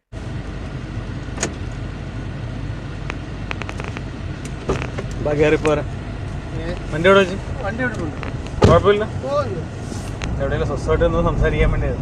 എങ്ങനെയുണ്ട് പിന്നെ പ്രവർത്തനം ബുക്കിന്റെ? ഞാൻ പോയിട്ടില്ല. അതെന്താ പോഞ്ഞു? താല്പര്യമില്ല. ഞാൻ അറിഞ്ഞ പോയെന്നാണല്ലോ. നമ്മുടെ വ്യക്തിത്വം കളഞ്ഞിട്ട് നമ്മളൊരു പരിപാടിക്കും പോകില്ല. അല്ല, ഞാനോട് നിങ്ങൾ ടൈപ്പായിരിക്കും. നമ്മളെ വ്യക്തിത്വം എപ്പോഴും എന്നാണ്, ഇപ്പോഴും അതാണ് നിലപാട്. അല്ല, പുള്ളി പോകാത്ത ആൾക്കാർ സിസ്റ്റത്തിൽ ഉണ്ടാവൂലെന്ന് പറഞ്ഞ് ഭയങ്കര പുള്ളിയുടെ അച്ഛന്റെ വക അല്ലല്ലോ ഇത്. പുള്ളി അച്ഛൻ്റെ ആക്കിക്കൊണ്ടിരിക്കണേ, അറിഞ്ഞില്ലേ? അതറിഞ്ഞില്ല. എവിടെയാണ് പറ്റിയ സ്ഥലമുള്ള സൊസൈറ്റിക്ക്? അങ്ങോട്ട് റബ്ബറിന്റെ ആൾക്കാർ കുറെ ഉണ്ട് ഇവിടെ. നമുക്കൊരു നിലപാടുണ്ട്, അത് എപ്പോഴും അന്ന് ഇതാണ്, ഇപ്പോഴും അതാണ്. അതിനകത്ത് ഒരു മാറ്റം നമുക്ക് ഉണ്ടാവില്ല. അല്ല, പുള്ളി ബുക്ക് എങ്ങനെയുണ്ട്? വായിച്ചാ? അതെന്തോ ഇവിടെ രീതിയിൽ നേരത്തെ പോകുമ്പോഴും മറ്റേ കഥാപ്രസംഗമല്ലേ, അത്രയുള്ള പിന്നെ അല്ല രവിരമണന്മാരുടെ കഥാപ്രസംഗവും മറ്റേ പോകുമ്പോഴും. പക്ഷെ അതിലുള്ള പുള്ളു സാധനം ഇല്ലല്ലോ. അല്ല, അത് വെക്കില്ല. അത് വെച്ചാൽ പിന്നെ അതാന്ന് പറയൂലേ. ഇത് അനില് അടുത്തൊക്കെ എഴുതി ഉണ്ടാക്കിയിട്ട് ഇതാണോ ഗുരുവിന്റെ ജീവചരിത്രം? അതാണ് ഞാനും ചോദിക്കുന്നത്. ഇതാണോ ഗുരുവിന്റെ ജീവചരിത്രം? ആർക്കെങ്കിലും എഴുതാൻ പറ്റുമോ? എഴുതാൻ പറ്റുന്ന തന്നെ ഒരു വ്യക്തിയാണ് എഴുതുന്നത്. ഗുരുവിന്റെ ജീവചരിത്രം എഴുതിയ ഗുരുവിന്റെ ജീവചരിത്രം ഒരു ദൈവത്തിന്റെ ജീവചരിത്രം ആർക്ക് എഴുതാൻ പറ്റും? അല്ലേ, എവിടെ വലിയ ശല്യല്ലേ ആഗ്രഹം? 25 ഏക്കറിൽ നിന്നുള്ള ആരെങ്കിലും വരും? ഓ, ആനന്ദ ഗുരുവിന്റെ ജീവചരിത്രേ ആർക്ക്? എനിക്ക് കുഴപ്പമില്ല, എനിക്കെന്തോ വേറൊന്നുമല്ലേ, കാര്യം ഉണ്ടായാലും കുഴപ്പമൊന്നും. ഗുരുവിന്റെ ജീവചരിത്രം എഴുതാൻ ആരെങ്കിലും പറ്റുമോ? പറ്റൂല. ഗുരുവിന് ജീവചരിത്രം ഗുരുവിനെ കൊച്ചാക്കില്ലേ ഇത്? തീർച്ചയായിട്ടും. അതുകൊണ്ടാണ് എനിക്ക് ഒരു ചെറിയ താല്പര്യം ഉണ്ടായിരുന്നു. എന്ത് താല്പര്യം? ഗുരു അല്ല, ചെറിയ താല്പര്യം. ഒരു സാഹിത്യകാരൻ, ഒരു സിനിമ നടൻ, ഒരു സാമൂഹ്യ പ്രവർത്തകൻ, അവർക്കുള്ള ജീവചരിത്രം എഴുതാൻ പറ്റുള്ളൂ. ദൈവത്തിന്റെ ജീവചരിത്രം ആർക്ക് എഴുതാൻ പറ്റും? പറ്റൂല. ദൈവത്തിനെ കൊച്ചാക്കി, ഗുരുവിനെ കൊച്ചാക്കുകയാണ് ചെയ്തത്. ഒരു സാധാരണപ്പെട്ട മനുഷ്യനാക്കി, അതിനും താഴേക്ക് എന്നുള്ള എന്റെ സാധാരണപ്പെട്ട ഒരു മനുഷ്യനാക്കി. സാധാരണ സമൂഹത്തിൽ വേറെ നേരം. ഇതുകൊണ്ട് പുള്ളി എന്താ നേടിയെന്നറിയാമോ? ഒന്നുമില്ല, പുള്ളി കാശുണ്ടാക്കി. എന്ത് കാശ്? ഇതിനകത്ത് റോയൽറ്റി കിട്ടും. റോയൽറ്റി മാത്രമല്ല, പിന്നെ എന്താണ് പബ്ലിസിറ്റി. പബ്ലിസിറ്റി എന്ന് പറഞ്ഞാൽ ഗുരുവിന്റെ ഒരു ബുക്കിൽ നിറച്ചു പുള്ളി എഴുതിയിട്ടുണ്ട്. എത്ര 378 പേജുണ്ട്. ഞാൻ മൊത്തം വായിച്ചു. ഒരു ചെറിയ പാർട്ട്, വേറെ ഒന്നുമല്ല, അത് അറിയണമല്ലോ നമ്മള്. എനിക്കിഷ്ടപ്പെട്ടില്ല. പിന്നെ ഇതിൽ പുള്ളി കണ്ടതെന്ന് പറഞ്ഞാൽ ലിംഗ ബുക്ക് അവാർഡ് ഒന്നത്, അതുവഴി പുള്ളിയുടെ പടവും പുള്ളിയുടെ ഒരു പ്രൊഫൈൽ ഉണ്ടല്ലോ, ഒരു ഹാഫ് പേജ് പുള്ളിയുടെ ഒരു പേജ് ഉണ്ട്, പുള്ളിയുടെ പ്രൊഫൈൽ കംപ്ലീറ്റ് ഉണ്ട്. എന്നുവെച്ചാൽ പുള്ളി സഞ്ചരിച്ച രാജ്യങ്ങൾ, പുള്ളി പിന്നെ എഴുത്തുകാരൻ, സാഹിത്യകാരൻ, മറ്റത് മറിച്ചെന്നൊക്കെ പറഞ്ഞ് പുള്ളിയുടെ കുറേ പൊഴുത്തിയോട്ട് എഴുതിയിട്ടുണ്ട്. പിന്നെ പുള്ളി ഇന്ന ആളാണ്, ഇന്നടുത്ത് ഇന്ന ആളാണെന്നുള്ള ഒരു സംഭവം. അല്ല, അതെല്ലാം പുള്ളി അതൊക്കെ ബൂസ്റ്റ് ചെയ്യാൻ വേണ്ടിയാണ്. എന്നിട്ട് ഇതെല്ലാം സിസ്റ്റത്തിൽ വെച്ചുകൊണ്ട് എല്ലാവരുടെ അടുത്തും പറഞ്ഞ് പീഡിപ്പിച്ച് കംപ്ലീറ്റ് ലോകം മൊത്തം പ്രചരിപ്പിക്കാൻ വേണ്ടി ആൾക്കാരെ അഴിച്ചുവിടുന്നു. അപ്പോൾ എന്നുള്ള കൂട്ടുകാരൻ ഈ പ്രവർത്തനത്തിന് പോയെന്നുള്ളൊരു ഇത് കിട്ടി. അതുകൊണ്ടാണ് ചോദിച്ചത്. ഞാൻ പണ്ടേ പിന്നെ ഗുരുവാണി മറ്റേ പർണശാല സമർപ്പണ സമയത്ത് ഗുരുവാണി വെച്ചാൽ ഞാൻ പോയില്ല. ഗുരുവാണി വിറ്റല്ലോ പർണശാല സമർപ്പണ സമയത്ത് ഗുരുവാണി കൊണ്ട് കൊടുത്ത് 50 രൂപ അടിച്ചില്ലേ. അന്നും നമ്മൾ ഇതിനകത്ത് ഇതിന് ഏർപ്പാണ്. ഇതേ സിസ്റ്റം തന്നെയാണ് ഇത് തന്നെ. ഇത് അത് വെച്ചിട്ടാണ് പുള്ളി ഇത് ചെയ്തത്. ഇത് സംഭവം പറഞ്ഞാൽ അതിൻ്റെ ഒരു ഐഡിയ എന്ന് പറഞ്ഞാൽ ഈ ഇതുണ്ടല്ലോ ശാസ്ത്ര സാഹിത്യ പരിഷത്തിന്റെ ഒരു പാർട്ടി ഇവിടെ വന്ന് ജോയിൻ ചെയ്തായിരുന്നു. ഒരു സുഭാഷ് ചന്ദ്രബോസ് എന്ന് പറയും. ഈ വാട്ടറിന്റെ ഒരു പ്രോഗ്രാം നടത്തിയായിരുന്നല്ലോ ഇവിടെ വെള്ളത്തിന്റെ. ഉണ്ട് താനുണ്ട് പർണശാല സമരത്തിന് മുമ്പ്. അപ്പൊ അന്നേരം ആ പുള്ളിയാണ് ശാസ്ത്ര സാഹിത്യ പരിഷത്തിന്റെ പരിപാടിയാണ് ഈ സംഭവം, ഈ ബുക്കുകൾ വീടുകളിൽ കൊണ്ടു കൊടുക്കുന്നത്. അപ്പൊ അതിന്റെ അവരുടെ ഒരു പരിപാടിയാണ്. അതാണ് ഇവിടെ ഇംപ്ലിമെന്റ് ചെയ്തത്. ഗുരുവാണി അടിച്ചിട്ട് എല്ലാവരും കൊടുത്തിട്ട് 50 രൂപ. 1000 ഗുരുവാണിയാണ് അത് തന്നെ. എല്ലാം കൊടുത്ത് 50 രൂപ 100 രൂപ കണ്ടൊക്കെ മേടിച്ചത്. പക്ഷെ ആ ഗുരുവാണി എന്ന് പറയുമ്പോഴത്തേക്കെന്ന് പറഞ്ഞാൽ ഗുരുവാണി എന്ന് പറഞ്ഞാൽ അതിന് പ്രസക്തി തന്നെ എപ്പോഴാണ് കൂട്ടുന്നത്? ഇങ്ങനെ ആൾക്കാരെ കൊടുക്കുമ്പോൾ ആൾക്കാരെ കൊടുത്തിട്ട് കാര്യമില്ല. അത് ജീവിതത്തിൽ അല്ല, ജീവിതത്തിൽ എന്ന് വെച്ചാൽ ഒരു ഗുരുവാണി വരുന്നതെന്ന് വെച്ചാൽ ഒരു സംഭവത്തിനോടനുബന്ധിച്ചാണ് ഒരു ഗുരുവാണി വരുന്നത്. ആ സംഭവം മൊത്തം വായിച്ചെങ്കിൽ ആ ഗുരുവാണിയുടെ അർത്ഥം മനസ്സിലാവും. ഇല്ലാതെ ഗുരുവാണിയുടെ ഒരു പാർട്ട് മാത്രം എടുത്ത് വായിച്ചാൽ മനസ്സിലാവുമല്ലോ. അതെന്തൊക്കെയോ ഇങ്ങനെ ഒരു മനസ്സിലാവില്ല. ആശ്രമത്തിൽ വിശ്വാസികൾക്ക് തന്നെ മനസ്സിലാകാൻ പാടാണ്. അപ്പൊ പിന്നെ ഒരു ബന്ധമില്ലാത്തവരെ കൊണ്ട് കൊടുത്താൽ ആരെന്തൊക്കെ എഴുതി വെച്ചേക്കുന്നു. ഇപ്പൊ യേശു ക്രിസ്തുവിന്റെ കുറെ വചനങ്ങൾ എഴുതി വെച്ചിട്ടുണ്ട്. നമുക്കെല്ലാം മനസ്സിലാവും, അവർക്ക് മനസ്സിലാവും, നമുക്ക് മനസ്സിലാവും. ബൈബിൾ വായിക്കുന്നുണ്ട്. കാരണം വെച്ചാൽ ബൈബിളിൽ ആ ഒരു ഭാഗം വരുമ്പോന്ന് പറഞ്ഞാൽ അതിനോടനുബന്ധിച്ച് കുറെ കാര്യങ്ങൾ പറയുന്നുണ്ട്. വിശ്വാസത്തിലുണ്ടെങ്കിൽ നമുക്ക് മനസ്സിലാവുള്ളൂ. അല്ലാതെ ഈ പുറത്ത് പബ്ലിക്കിൽ കൊണ്ട് കൊടുത്തു കഴിഞ്ഞിട്ടുണ്ടെങ്കിൽ അന്ന് കൊണ്ട് കൊടുത്തു നമ്മൾ അതിനും പോയില്ല. ഞാനും പോകാൻ പറ്റുള്ളൂ. ഞാൻ എൻ്റെ അടുത്ത് ആരും പറഞ്ഞില്ല. ഇതിനും ആരും അത് വന്നപ്പോഴാണ് ഞാൻ കുറെ റിവേഴ്സ് ചിന്തിക്കാൻ തുടങ്ങി. കുറെ ആൾക്കാരോട് സംസാരിച്ച് കുറെ കാര്യങ്ങൾ. അപ്പോഴെന്ന് പറഞ്ഞിട്ടുണ്ടെങ്കിൽ ഈ പർണശാലയുടെ കുറെ കാര്യങ്ങളും ഈ ഇതിനോടനുബന്ധിച്ച് കുറച്ച് പ്രശ്നങ്ങൾ, സാമ്പത്തിക പ്രതിസന്ധിയൊക്കെ എപ്പോഴും ഉണ്ടല്ലോ. സാമ്പത്തിക പ്രതിസന്ധിയല്ല, പ്രശ്നങ്ങളുണ്ട്. അത് കൂടാതെ ഗുരുവിന്റെ പർണശാല പൊളിക്കരുത് എന്ന് പറഞ്ഞ എൻ്റെ ഒരു ബുക്ക് ഇരിപ്പുണ്ടായിരുന്നു, നവപൂജിത നമ്പർ 2003. അതൊക്കെ എന്നിട്ട് ഞാൻ ഇപ്പം എടുത്ത് നോക്കിയതാണ്. അന്ന് ജെന്നിയുടെ പടവുകൾ കൊണ്ട് എടുത്ത് വെച്ചിരുന്ന ആ ബുക്ക്. പക്ഷെ ആ ബുക്കൊക്കെ ഞാൻ എടുത്ത് എന്നോട് പറഞ്ഞ പാർട്ടി പറഞ്ഞ് ഇന്ന ബുക്കിൽ ഇന്ന പോലെ പറഞ്ഞിട്ടുണ്ടെന്ന് പറഞ്ഞു. ഞാൻ അടുത്ത് വായിച്ചപ്പോഴെന്ന് പറഞ്ഞാൽ അന്ന് ദർശനം കിട്ടിയെന്ന് പറഞ്ഞിട്ടുണ്ടെങ്കിൽ പർണശാല പൊളിക്കാതെ അതേപോലെ നിലനിർത്തി അതിനൊരു ആവരണ സൗധം ഉണ്ടാക്കുന്നത്. നമുക്ക് അറിഞ്ഞുകൂടല്ല. നമ്മൾ പൊളിക്കാനും ഇല്ലായിരുന്നു, നമ്മളത് കെട്ടാനും ഇല്ലായിരുന്നു. നമ്മൾ മാറിയിരിക്കുന്ന സമയത്താണ് ഈ സംഭവം നടന്നത്. ഇപ്പോൾ ഒരു പാർട്ടി പറഞ്ഞ് ഇന്ന ആ ബുക്ക് ഭാഗ്യത്തിന് എൻ്റെ കയ്യിലുണ്ടായിരുന്നു. എൻ്റെ കുറേ ബുക്ക് ഇരിപ്പുണ്ടായിരുന്നു ഇതേപോലത്തെ റയറായിട്ട്. പക്ഷേ ഇത് ജെന്നിയുടെ പടമുള്ള പറഞ്ഞ് നമ്മൾ ഭദ്രമായിട്ട് ഞാൻ അപ്പോൾ ആ ബുക്ക് എൻ്റെ ഇരിപ്പുണ്ടെന്ന് പറഞ്ഞ് ഞാൻ വന്നിട്ട് നവോലി എന്നും പറഞ്ഞതിൽ കൊടുത്തിട്ടുണ്ട്. ഞാനത് കംപ്ലീറ്റ് വായിച്ചപ്പോൾ അതിൽ പറഞ്ഞിട്ടുണ്ട് ഗുരുവിൻ്റെ പർണശാല, അതേപോലെ പർണശാല എന്ന് എഴുതി പ്രത്യേകം എഴുതി പുറത്ത് ബോർഡ് വെച്ചിട്ട് അതേപോലെ നിലനിർത്തണം, അതിനൊരു ആവരണ സൗധം കെട്ടി അത് സംരക്ഷിക്കണമെന്ന്, ഒരു കാലത്തും അത് നശിക്കാത്ത രീതിയിൽ.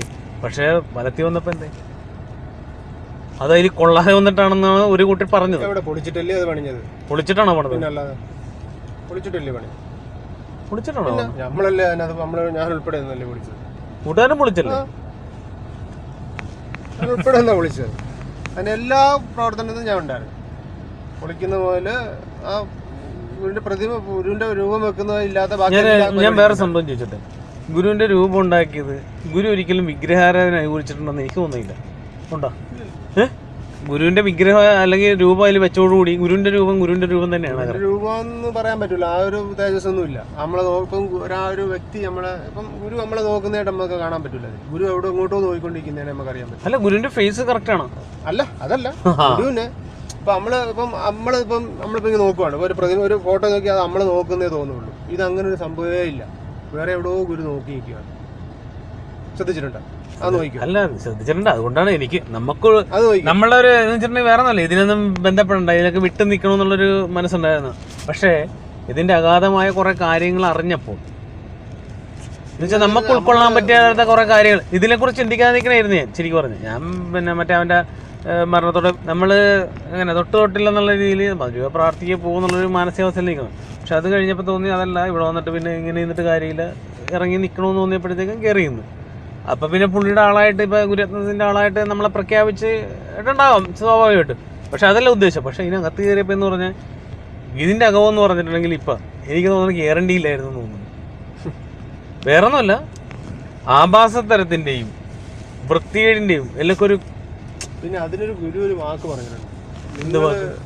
അവരെ ആരെയും കണ്ട് പഠിക്കരുത്. എൻ്റെ ജീവിതം എന്നെ കണ്ട് മാത്രമേ ഇതാവൂ. കൂട്ടുകാരെ ഞാൻ കണ്ടേ അതൊക്കെ ശരിയാണ്. നമ്മളത് ജീവിതം കണ്ടു നമ്മുടെ എന്ന് പറഞ്ഞിട്ടുണ്ടെങ്കിൽ അപ്പൊ അടിത്തറ തോണ്ടിക്കൊണ്ടിരിക്കണേ. അടിത്തറ എന്തുകൊണ്ട് നമ്മൾ വിശ്വാസത്തിൽ എന്താ അടിത്തറ? വിശ്വാസത്തിന്റെ പ്രസ്ഥാനം അല്ല, പ്രസ്ഥാനം അല്ല, സാമ്പത്തികം അടിച്ചിട്ട് പോകണം മാത്രമല്ല, സാമ്പത്തികം മാത്രമേ പോവുള്ളൂ. സാമ്പത്തികം മാത്രമല്ല, ഗുരുവിന്റെ ത്യാഗവും ഗുരുവിന്റെ ത്യാഗം ഒന്നും കളയാൻ പറ്റില്ല. പക്ഷെ വേറെ കാര്യമുണ്ട്. പുള്ളി കൂട്ടുകാരെ അംഗീകരിച്ചാലും കൂടെ അംഗീകരിച്ചാലും ഞാൻ മനസ്സിലാക്കിയ കാര്യങ്ങൾ എന്ന് പറഞ്ഞിട്ടുണ്ടെങ്കിൽ ഇന്ന് സാമ്പത്തികം മാത്രമാണെന്ന് ഞാൻ വിചാരിച്ചതെന്ന് വെച്ചു. ഇന്ന് പണ്ട് ഗുരു ദർശനമുള്ള കുറെ ആൾക്കാരെ കൂടെ ഉണ്ടായിരുന്നു. ഇന്ന് ആർക്കുമില്ല. എന്തുകൊണ്ട്? ആ രീതി വളരുന്നില്ല, ആളും വളരുന്നില്ലെന്ന്, വളർത്തുന്നില്ല. അതിന്റെ അകത്ത് നിന്നുകൊണ്ട് തന്നെ ദുർപ്രവർത്തികളാണ് ചെയ്യുന്നത്. വളർത്തുന്നില്ല. ഇപ്പം ദർശനം വരണമെങ്കിൽ ആ രീതി ജീവിച്ചാലേ ദർശനം വരും. അതാ പറഞ്ഞത്, ഇവരില്ലാത്ത അലയൻസ് ഒന്നുമില്ല. വിശ്വസ്വാമിയുടെ കേസ് പറഞ്ഞു. വിശ്വസ്വാമിയെ കുറിച്ച് ഭയങ്കര ദർശനമുള്ള മനുഷ്യനായിരുന്നു. ഒരു ഒരു പരസ്യം, നീ നിന്റെ ബുദ്ധി കൊണ്ടല്ലാണ് നിന്റെ ദർശനം പോയെന്ന് ചോദിച്ചു. ഏറ്റവും കൂടുതൽ ദർശനമുള്ള മനുഷ്യൻ ആണുങ്ങളിൽ വിശ്വസ്വാമിയായിരുന്നു. അന്ന് ഗുരു കൂടുതൽ അടുപ്പിച്ച് പുള്ളിയുടെ ബുദ്ധി കാരണം ഈ സാധനം പോയി. ബുദ്ധി കലർത്തിയപ്പോൾ സാധനം പോയി. നിന്റെ ബുദ്ധി കൊണ്ടല്ലേടാ ഈ ദർശനം അത് നിനക്ക് കിട്ടിയത് പോയെന്ന് വെച്ചു. അങ്ങനെ ബുദ്ധിയും ആ ഒരു ത്യാഗം ഇല്ലെങ്കിൽ ഇതൊന്നും നിലനിൽക്കില്ല. ആശ്രമത്തിന്റെ ഒരു കാര്യം തന്നെ എങ്ങനെയാണ് ഇങ്ങനെ ഡെവലപ്പായി വന്നത് എന്ന് പറഞ്ഞാൽ, ഗുരുവിന്റെ കൂടെ നിന്ന് ഗുരു ഉറങ്ങുമ്പോഴും ജന്നി ഉണർന്നിരിക്കും. ഗുരു കഴിക്കാത്തപ്പോഴും ഗുരു ജന്നി അവിടെ ഇരിക്കും. ഗുരു കഴിച്ചിട്ടേ കഴിക്കുള്ളൂ. അത്രയും ത്യാഗപ്പെട്ട് നിന്നൊരു വ്യക്തിത്വമാണ് ശിവജന്നി എന്ന് പറഞ്ഞത്. അതേപോലെ ആരും ചെയ്യുന്നുണ്ട്. പണ്ട് നമുക്ക് ഗുരുവിനെ കണ്ടില്ലെങ്കിൽ ജന്നിക്ക് എന്തുകൊണ്ട് ഇപ്പൊ ഇത് വിലക്കാൻ പറ്റുന്നില്ല എന്ന് പറഞ്ഞാൽ, ജന്നി എന്തോ ട്രാപ്പിൽ വീണുപോയി.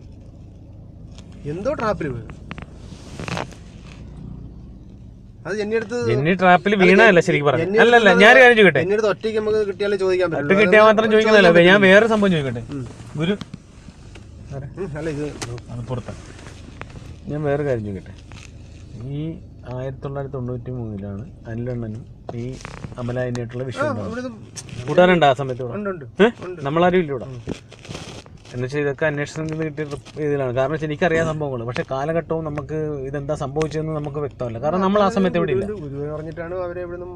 അന്ന് ഗുരു പറഞ്ഞൊരു കാര്യമുണ്ട്, ഇവന്റെ കുടുംബത്തെ ഇവിടെ പറഞ്ഞ പിന്നെ എന്തുകൊണ്ട് ഇവര് കയറി? അതെന്തുകൊണ്ട് കയറി? ശിഷ്യഭൂമിന് ഇത്രയും ഗുരുവിന്റെ ത്യാഗ നിർമ്മലമായ ജീവിതത്തിന്റെ ഒരു ഭാഗമായിട്ട് നിന്നിട്ട് പ്രശ്നമാണ് ഇപ്പൊ നടക്കുന്നത്. അതിന്റെ ഒരു അല്ലെന്ന് അവരിവിടെ കയറാനുണ്ടായ ആ ഒരു വാക്ക് തെറ്റിച്ചാണ് ഈ പ്രശ്നമായത്. അതെങ്ങനെ തെറ്റിച്ച്? അതാണ് പറ്റിയത്. അതുകൊണ്ടാണ് ജന്നി ഒന്നും മിണ്ടാത്തത്, എനിക്കൊന്നും മിണ്ടാൻ പറ്റാത്തത്. അതാണ് പ്രശ്നം. അതുകൊണ്ടാണ് ശിശുവിനെയും മിണ്ടാൻ പറ്റാത്തത്. അതുകൊണ്ട് മാത്രമാണ്, വേറെ ഒന്നുമില്ല. അല്ല ഇവനെങ്ങനെ കേറി വെറുതെ ഓടി വന്നിട്ട് കേറിയിട്ടല്ലോ. അത് വേറൊരു സംഭവമുണ്ട്. അവരുടെ കുടുംബത്തില് ഒരു യോഗ പ്രശ്നം നിൽക്കുന്നുണ്ട്. ആ കുടുംബത്തില് അതാണ് ഇവർക്ക് ഈ മൊത്തം പ്രശ്നം ഉണ്ടാക്കുന്നത്. ആ ജന്യയുടെ അവസ്ഥ കടത്താൻ സമയത്ത് നവോറു സ്വാമിക്കും പുള്ളിക്കുമാണ് ഈ പ്രശ്നം ഉണ്ടായത്. ഈ ശാരീരികമായിട്ട് അസുഖവും ഈ പ്രശ്നം ഉണ്ടായ ഇവർ രണ്ടുപേരും കാണും. അതറിയാം? അത് എനിക്ക് കുറച്ചറിയാം. അന്ന് ഇവർ രണ്ടുപേർക്കാണ് ഈ ശാരീരികമായിട്ട് ഈ ഒരു ഇതിനുമായിട്ട് അനുബന്ധിച്ച് പ്രശ്നങ്ങൾ ഉണ്ടായത്. കൂട്ടുകാരെ അതെല്ലാം വിശ്വസിക്കുന്നുണ്ട്. പക്ഷെ ഞാൻ ആ ബസ്സൊന്നും വിശ്വസിക്കുന്നില്ല. കാരണം എന്താ അറിയാം, അതിനകത്ത് ഞാൻ നിന്ന് ഇൻവോൾവ് ആയ കണ്ട കാര്യം പറഞ്ഞു. കൂട്ടുകാരായിലുണ്ടായിരുന്നു ആ സമയത്ത്.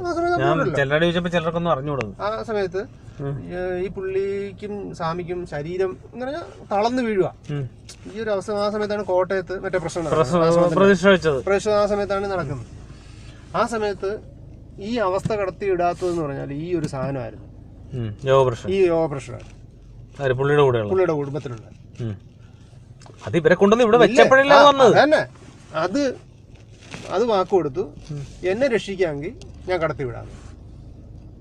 അങ്ങനെയാണ്. ഭയങ്കര പ്രശ്നമായിരുന്നു, ഭയങ്കര ഇഷ്യൂ ആയിരുന്നു. ഭയങ്കര രാത്രി നമ്മൾ ഉറങ്ങാതൊക്കെ പല പ്രാവശ്യവും കാര്യങ്ങൾ നോക്കിയും കാര്യങ്ങളൊക്കെ ചെയ്ത് പുള്ളി ചിലപ്പം തളർന്നു വീണ് ശ്വാസമില്ലാതെ ഈ കിടക്കും.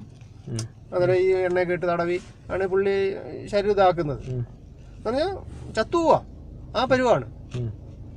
അങ്ങനെ വാക്ക് കൊടുത്തപ്പോഴാണ് ഈ ഗുരുവിനെ പോലും ശ്രീനാരായണ പോലും കടത്തി വിട്ടിട്ടില്ല. ശ്രീകൃഷ്ണനാണ് ഗുരുവിനെ സഹായിച്ചത്. അതേപോലെയാണ് ഈ സംഭവം നടന്നത്. അപ്പോഴാണ് അതിനകത്ത് പെട്ടുപോയി. ഇനിയൊന്നും പറയാൻ പറ്റൂല. മനസ്സിലായില്ലേ? അവരെ അത് കടത്തി വിടായിരുന്നപ്പോഴത്തേക്ക്. പക്ഷേ ഞാൻ വേറെ കാര്യം ചോദിക്കട്ടെ, ജെന്നി ഇവിടെ ഒരു ആസങ്കല്പത്തിലേക്ക് ചെയ്യുമ്പോൾ ജെന്നിയാണ് ഭരണ കാര്യങ്ങളിലൊക്കെ പിന്നെ ആത്മീയ കാര്യങ്ങളിലൊക്കെ ഇടപെട്ടത്. അന്നത്തെ എല്ലാ കാര്യങ്ങളിലും ഇടപെട്ട് കഴിഞ്ഞപ്പോഴെന്ന് പറഞ്ഞാൽ അത് കഴിഞ്ഞിട്ടല്ലേ ഈ ഹരി എന്ന് പറഞ്ഞ വ്യക്തി ഇവിടെ വരുന്നത്. ഈ വന്നതല്ലേ, വന്നു കയറിയല്ലേ, വിളിച്ചോണ്ട് വന്നാണെന്നാണ്. അല്ലല്ലോ, വന്ന് ചന്ദ്രൂർ പുള്ളി എന്ന് പറഞ്ഞാൽ ഇടുക്കിയിൽ റപ്പാണ്. ആ സമയത്ത് ഗുരു ഉള്ള സമയത്തും 2 വർഷം മുമ്പ് 97 ഇടുക്കി റപ്പാണ് ഗുരു ഇവനെ കയറ്റതെന്ന് പറഞ്ഞിട്ട് ഇവൻ എങ്ങനെയോ കയറിയതാണ്. ആര്? നമ്മുടെ ഉത്തമൻ മറ്റേ സ്നേഹാത്മസ്വാമി കയറ്റിയതാണ്, അല്ല വേറെ ആരും കയറ്റിയല്ല. ഗോപാലകൃഷ്ണൻ സാറിനെയൊക്കെ സോപ്പിട്ട് ഗുരു പറഞ്ഞിട്ടാണെന്നുള്ള കള്ളം പറഞ്ഞിട്ടുണ്ടോ? അതൊക്കെ ഇതിന്റെ പാർട്ടാണ്. അതാണ് ഇതിന്റെ പ്രശ്നം. അത് ഒരു പ്രശ്നം. അത് പ്രശ്നം വന്നു കഴിഞ്ഞ് ഇവൻ ഇങ്ങനെ നിൽക്കുമ്പോഴാണ് പിന്നെ ജെന്നി ഇവിടെ നിന്ന് വഴക്കിട്ട് പോകുന്നത്. പോയി വിളിച്ചിട്ട് വരാം. അല്ല ജെന്നി ആദ്യം ചന്ദ്രൂർ വരുന്നത്. നമ്മളാണ് വന്ന് സ്വാമിയെ കൊണ്ടുവന്ന്, സത്പ്രസ്വാമിയെ കൊണ്ടുവന്ന്, എന്നിട്ടാണ് നമ്മളെയൊക്കെ കൺവിൻസ് ചെയ്ത് കുറെ കാര്യങ്ങളൊക്കെ പറഞ്ഞ് നമ്മളെയൊക്കെ അടുപ്പിച്ച് നിർത്തി മാപ്പ് പറഞ്ഞിട്ട് വിളിപ്പിച്ചിട്ട് വരുന്നത്. അത് ആ സമയത്താണ് ഇദ്ദേഹം എന്നെ കൂടെ. പിന്നെ അത് കഴിഞ്ഞിട്ടാണ് പുള്ളി ഫോം ആവുന്നത്. ഫോം ആകുന്നതെന്നാണോ പറയേണ്ടത്, അതിനേക്കാൾ ഉപരി ഫോം ആക്കുന്നതെന്നാണ്. ആ സമയത്താണ് പുള്ളി എല്ലാ കാര്യങ്ങളും ഇൻവോൾവ് ആയി തുടങ്ങിയത്. കാരണം വെച്ചാൽ അത് രഹസ്യ ധാരണ പുറത്താണെന്നുള്ളതാണ് എന്റെ അതാണ് ആത്മാവിന്റെ അവരെ ഒരു ബന്ധമാണത്. സ്നേഹാത്മാവ് സ്നേഹാത്മസ്വാമി കളിച്ച് ജെന്നിയായിട്ട് ലിങ്ക് ചെയ്ത് കൊടുത്തു കഴിഞ്ഞപ്പോ ജെന്നി അതല്ല, ജെന്നിക്ക് അങ്ങനെ ഒരാൾ ആവശ്യമായിരുന്നു. ആ സമയത്ത് ആളാവശ്യമായിരുന്നു. കാരണം വെച്ചാൽ വേറെ എല്ലാരും വെട്ടി ഒതുക്കിയെങ്കിലും പിടിച്ചിരിക്കാൻ പറ്റുള്ളൂ. അത് പുള്ളി മുതലെടുത്ത് പുള്ളി കയറി ഒട്ടകത്തിന് നിൽക്കാൻ സ്ഥലം കൊടുത്ത പോലെ. അത് കഴിഞ്ഞപ്പോഴാണ് പിന്നെ ഇദ്ദേഹം എല്ലാ കാര്യങ്ങളിലും ജെന്നിയെ സപ്പോർട്ട് ചെയ്യുന്ന രീതിയിൽ ജെന്നി ഹൈലൈറ്റ് ചെയ്തുകൊണ്ടിരുന്ന രീതിയിൽ എല്ലാ കാര്യങ്ങളും ഞാൻ ചെയ്തോളാം. പക്ഷെ ഓട്ടോമാറ്റിക്കലി പുള്ളി വേറെ കാര്യം കൂടി ചെയ്തായിരുന്നു. എന്ത് ചെയ്ത്? ഗുരുവിന്റെ വശം കണ്ടിടിച്ച് താത്തി. അതിപ്പോ എത്ര നാളായി കർമ്മം ചെയ്യണ്ട, ഇവിടെ കാശ് മേടിച്ച് ജോലി ചെയ്താൽ മതി, ടൈം വെച്ചു, എല്ലാം പുള്ളിയാണല്ലോ. ഈ കർമ്മത്തിന്റെ ഭാഗം മൊത്തം തെറ്റിച്ച്. കാരണം ഗുരു പറഞ്ഞൊരു വാക്ക് പുള്ളി തെറ്റായിട്ട് വ്യാഖ്യാനിച്ച് പറയണത് ഞാൻ കേട്ടിട്ടുണ്ട്. കാരണം എന്താ പറയുക, ഏതാണെന്നറിയോ?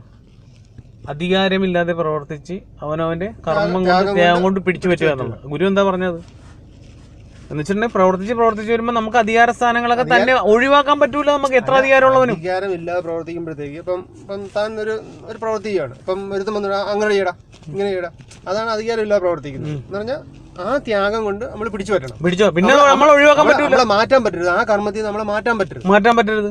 അതവന്റെ ആ ഒരു കർമ്മശേഷി കൊണ്ട് അവനോട് പിടിച്ചിരിക്കണം. അതാണ് ഒരു ഉദ്ദേശം. പുള്ളി അതിന് പറഞ്ഞതെന്നറിയാം, ഒരു മീറ്റിംഗിലാണ്, ഞാനിപ്പോ ആ മീറ്റിംഗ് ഓർക്കുന്നില്ല. കാരണം വെച്ചാൽ അന്ന് നമ്മളത് എത്ര അല്ല മീറ്റിംഗിലെന്ന് പറഞ്ഞാൽ പുള്ളി പറഞ്ഞതെന്ന് വെച്ചിട്ടുണ്ടെങ്കിൽ അധികാരമില്ലാതെ ഇവിടെ ആർക്ക് പ്രവർത്തിക്കാൻ പറ്റുള്ളൂ. പ്രവർത്തിച്ച വിവരം അറിയും. കാരണം പുള്ളി അധികാരം കൈകാളി കഴിഞ്ഞ് പുള്ളി തീരുമാനിക്കും ഇവിടെ ആധികാരിക കർമ്മം ചെയ്യണമെന്ന്.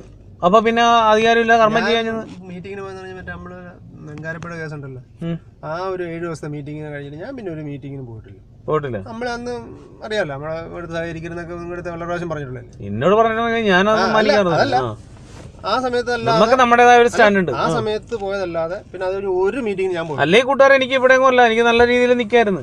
പുള്ളി പറഞ്ഞു അങ്ങനെ പട്ടിനെ പോലെ നിന്നിട്ട് കാര്യമില്ല. നമ്മൾ ഗുരുവിന്റെ അടുത്ത് നിൽക്കാം, അല്ലാതെ വല്ലവന്റെ കൂടെ പോയി നിന്നിട്ട് അതൊന്നും കാര്യമൊന്നുമില്ല. പിന്നെ അല്ല, പക്ഷെ വേറെ കാര്യമുണ്ട്. അതുകൊണ്ടെന്ന് പറഞ്ഞാൽ നമുക്ക് ഒരുപാട് നഷ്ടങ്ങൾ ഉണ്ടായിട്ടുണ്ട്. അതെന്ത് നഷ്ടമാണ്? നമുക്ക് ഒരുത്തന്റെ തലവനിക്കുണ്ടല്ലോ. എന്റെ വ്യക്തിപരമായിട്ടുള്ള കാര്യത്തിൽ എനിക്കൊരു കുഴപ്പമില്ല. അല്ല, ഞാൻ പറഞ്ഞത് കുടുംബപരമായിട്ടെന്ന് പറഞ്ഞിട്ടുണ്ടെങ്കിൽ എല്ലാ കാര്യത്തിലും പണിയെന്നു പറഞ്ഞാൽ ആ ഒരൊറ്റ ആറ്റിറ്റ്യൂഡാണ് നമ്മൾ. അപ്പൊ ഇതാണ് അന്ന് കൃഷ്ണകുമാറുമായിട്ട് കണ്ട് സംസാരിച്ച ആ വിഷയവും കാര്യങ്ങളും എല്ലാം ഇതാണ്.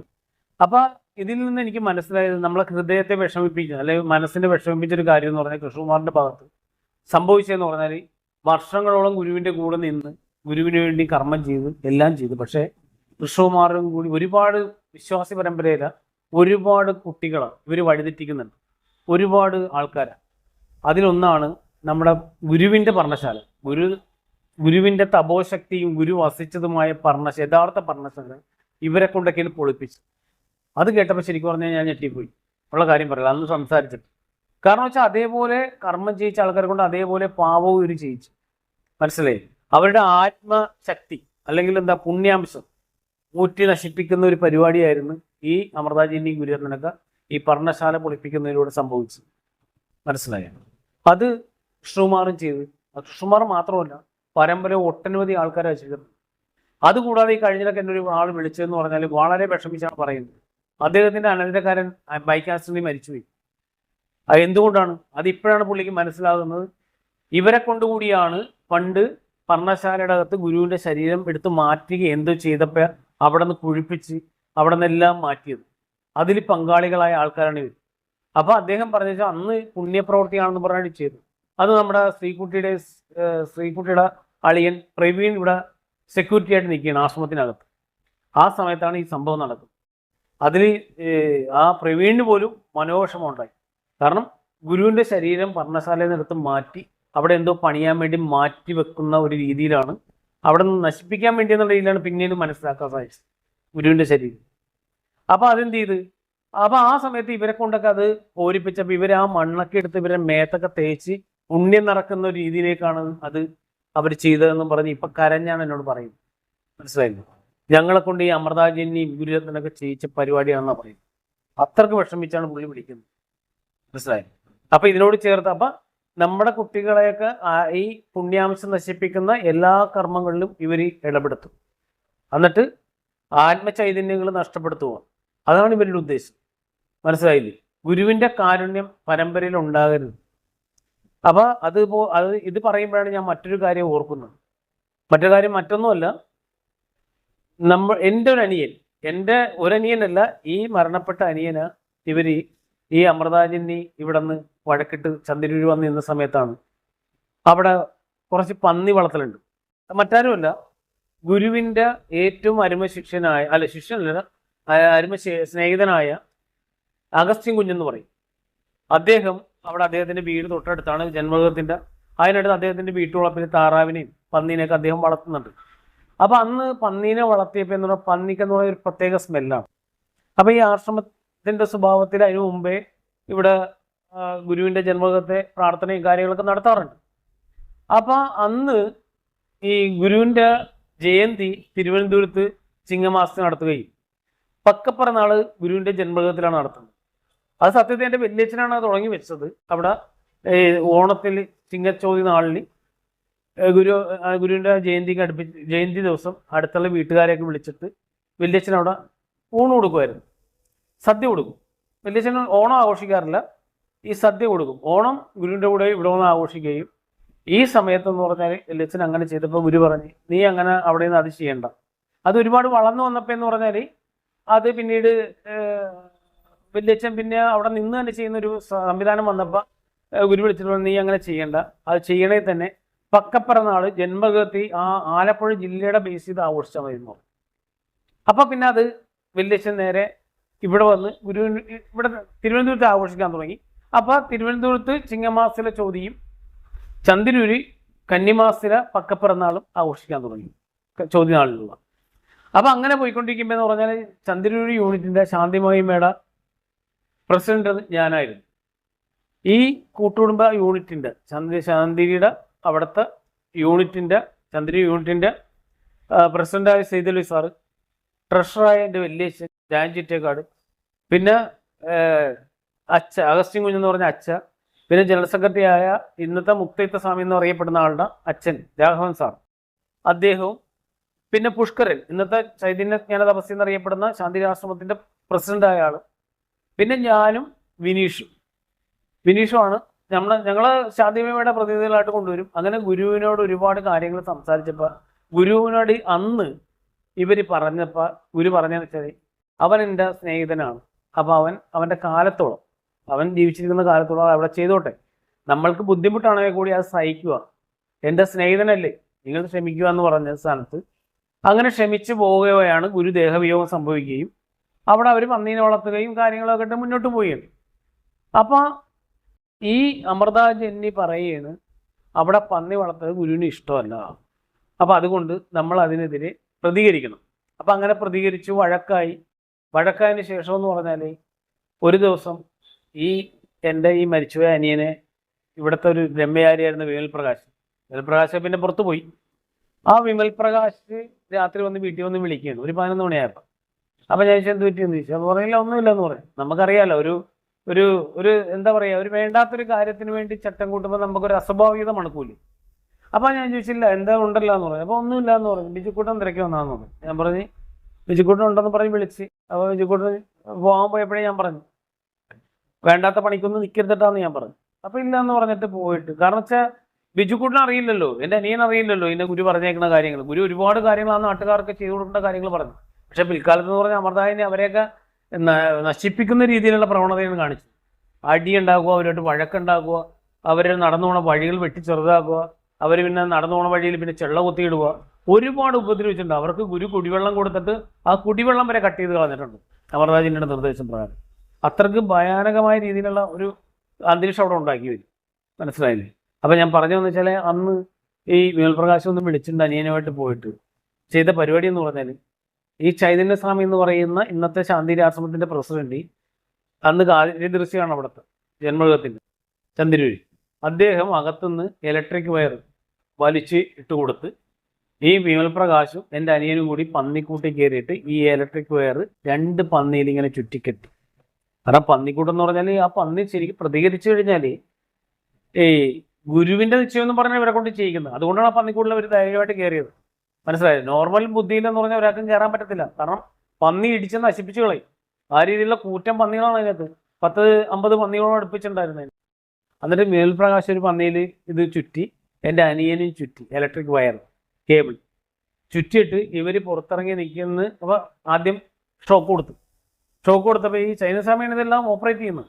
അകത്ത് നിന്ന് മതൻ്റെ അകത്ത് നിന്നിട്ട്, മകൻ്റെ അകത്ത് പുറത്തുമായിട്ടാണ് നിൽക്കുന്നത്. മതൽ അത് കഴിഞ്ഞിട്ട് ഒരു തോട്, അതിൻ്റെ ഇപ്പുറത്താണ് ഇവരുടെ വീട്. അപ്പോൾ ഇങ്ങനെ ഇദ്ദേഹം കൊടുത്തപ്പോൾ എന്ന് പറഞ്ഞാൽ പന്നി കുതിറിയപ്പോൾ എന്ന് പറഞ്ഞാൽ ഈ ലൈൻ അതിന് ഷോക്ക് ഏറ്റെങ്കിലും ഇത് അലറിക്കൊണ്ട് ഇത് പെടഞ്ഞപ്പോൾ ഇത് വിട്ടുപോയി. ഇവർ ചുറ്റും ശരിയായില്ല. അവസാനം ചെയ്ത് ഇവർ ഒന്നുകൂടി അകത്ത് കയറി ചുറ്റാൻ വേണ്ടി ഇദ്ദേഹം ഇത് ഓഫ് ചെയ്ത് കൊടുത്തു. അങ്ങനെ ഇവർ രണ്ടാമതും അതിനെ ചുറ്റി.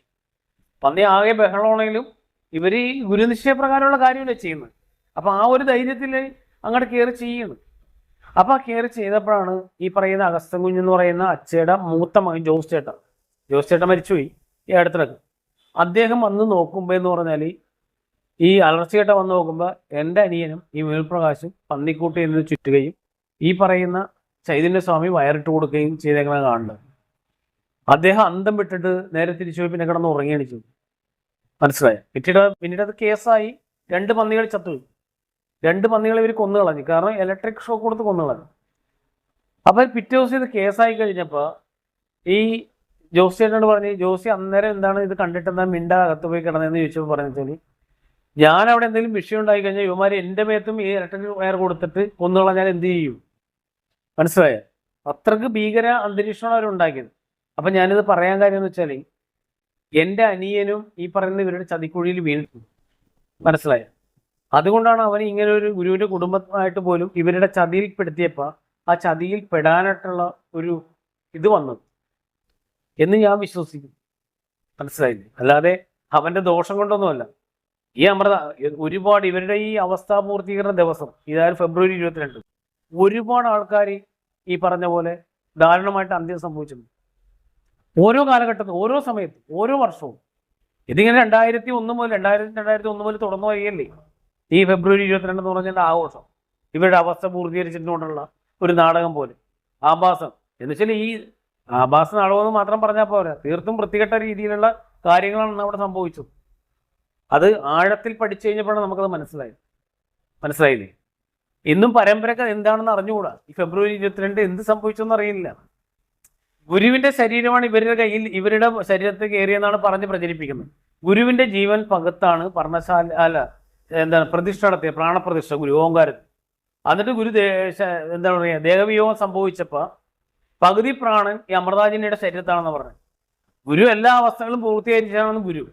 പിന്നെ എന്തിനാണ് ഇവർക്ക് പ്രത്യേകമായിട്ടുള്ള ഒരു അവസ്ഥ പൂർത്തീകരണം? ഈ പറയണതിനൊരു ലോജിക്ക് വേണം. ഈ ഇവർ പറയുന്നത് ഒന്നും ഒരു വ്യക്തതയില്ല, ഒരു ഇതുമില്ല, വായി തോന്നണ പറയും.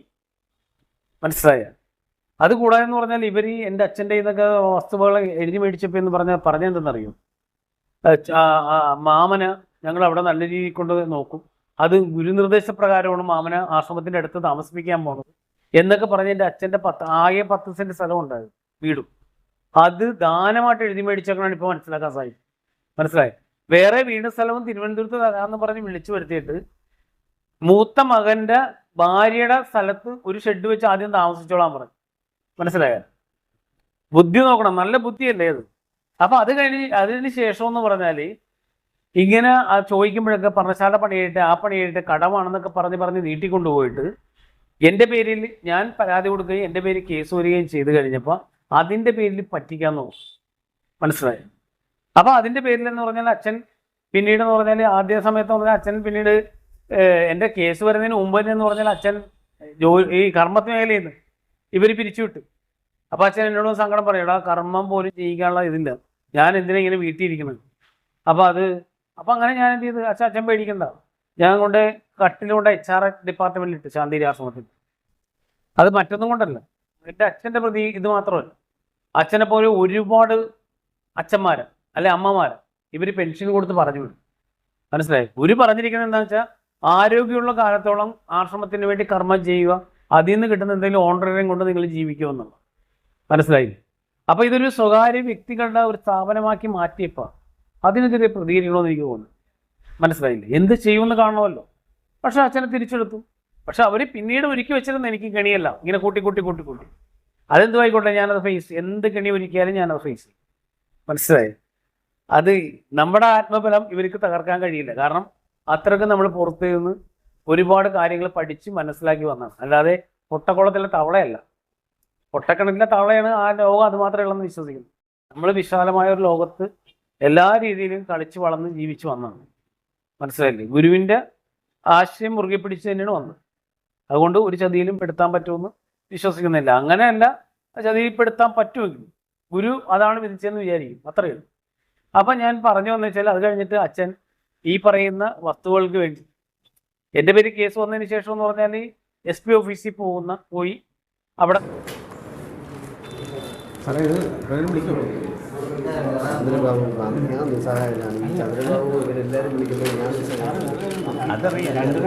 പോകണം. കാരണം ഇപ്പോഴത്തെ അനുഭവം അല്ല, അത് വായിക്കില്ല സാറേ, വായിക്കില്ല ഇത്. അപ്പോൾ അതിന് അല്ല എന്തെങ്കിലും ചേർക്കാണ്ടെങ്കിൽ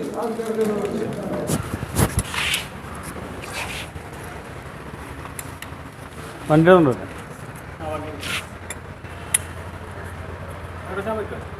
സി വരാമെന്നല്ല പറഞ്ഞു. പുള്ളി പിന്നെ 10:30 വരാമെന്നാണ് പറഞ്ഞത്.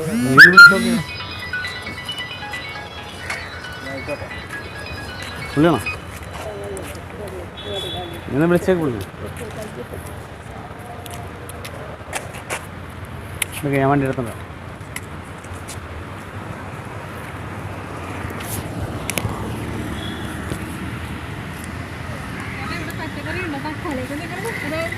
സർക്കാർ SP ഓഫീസാകുമ്പോൾ അമരപ്പയർ.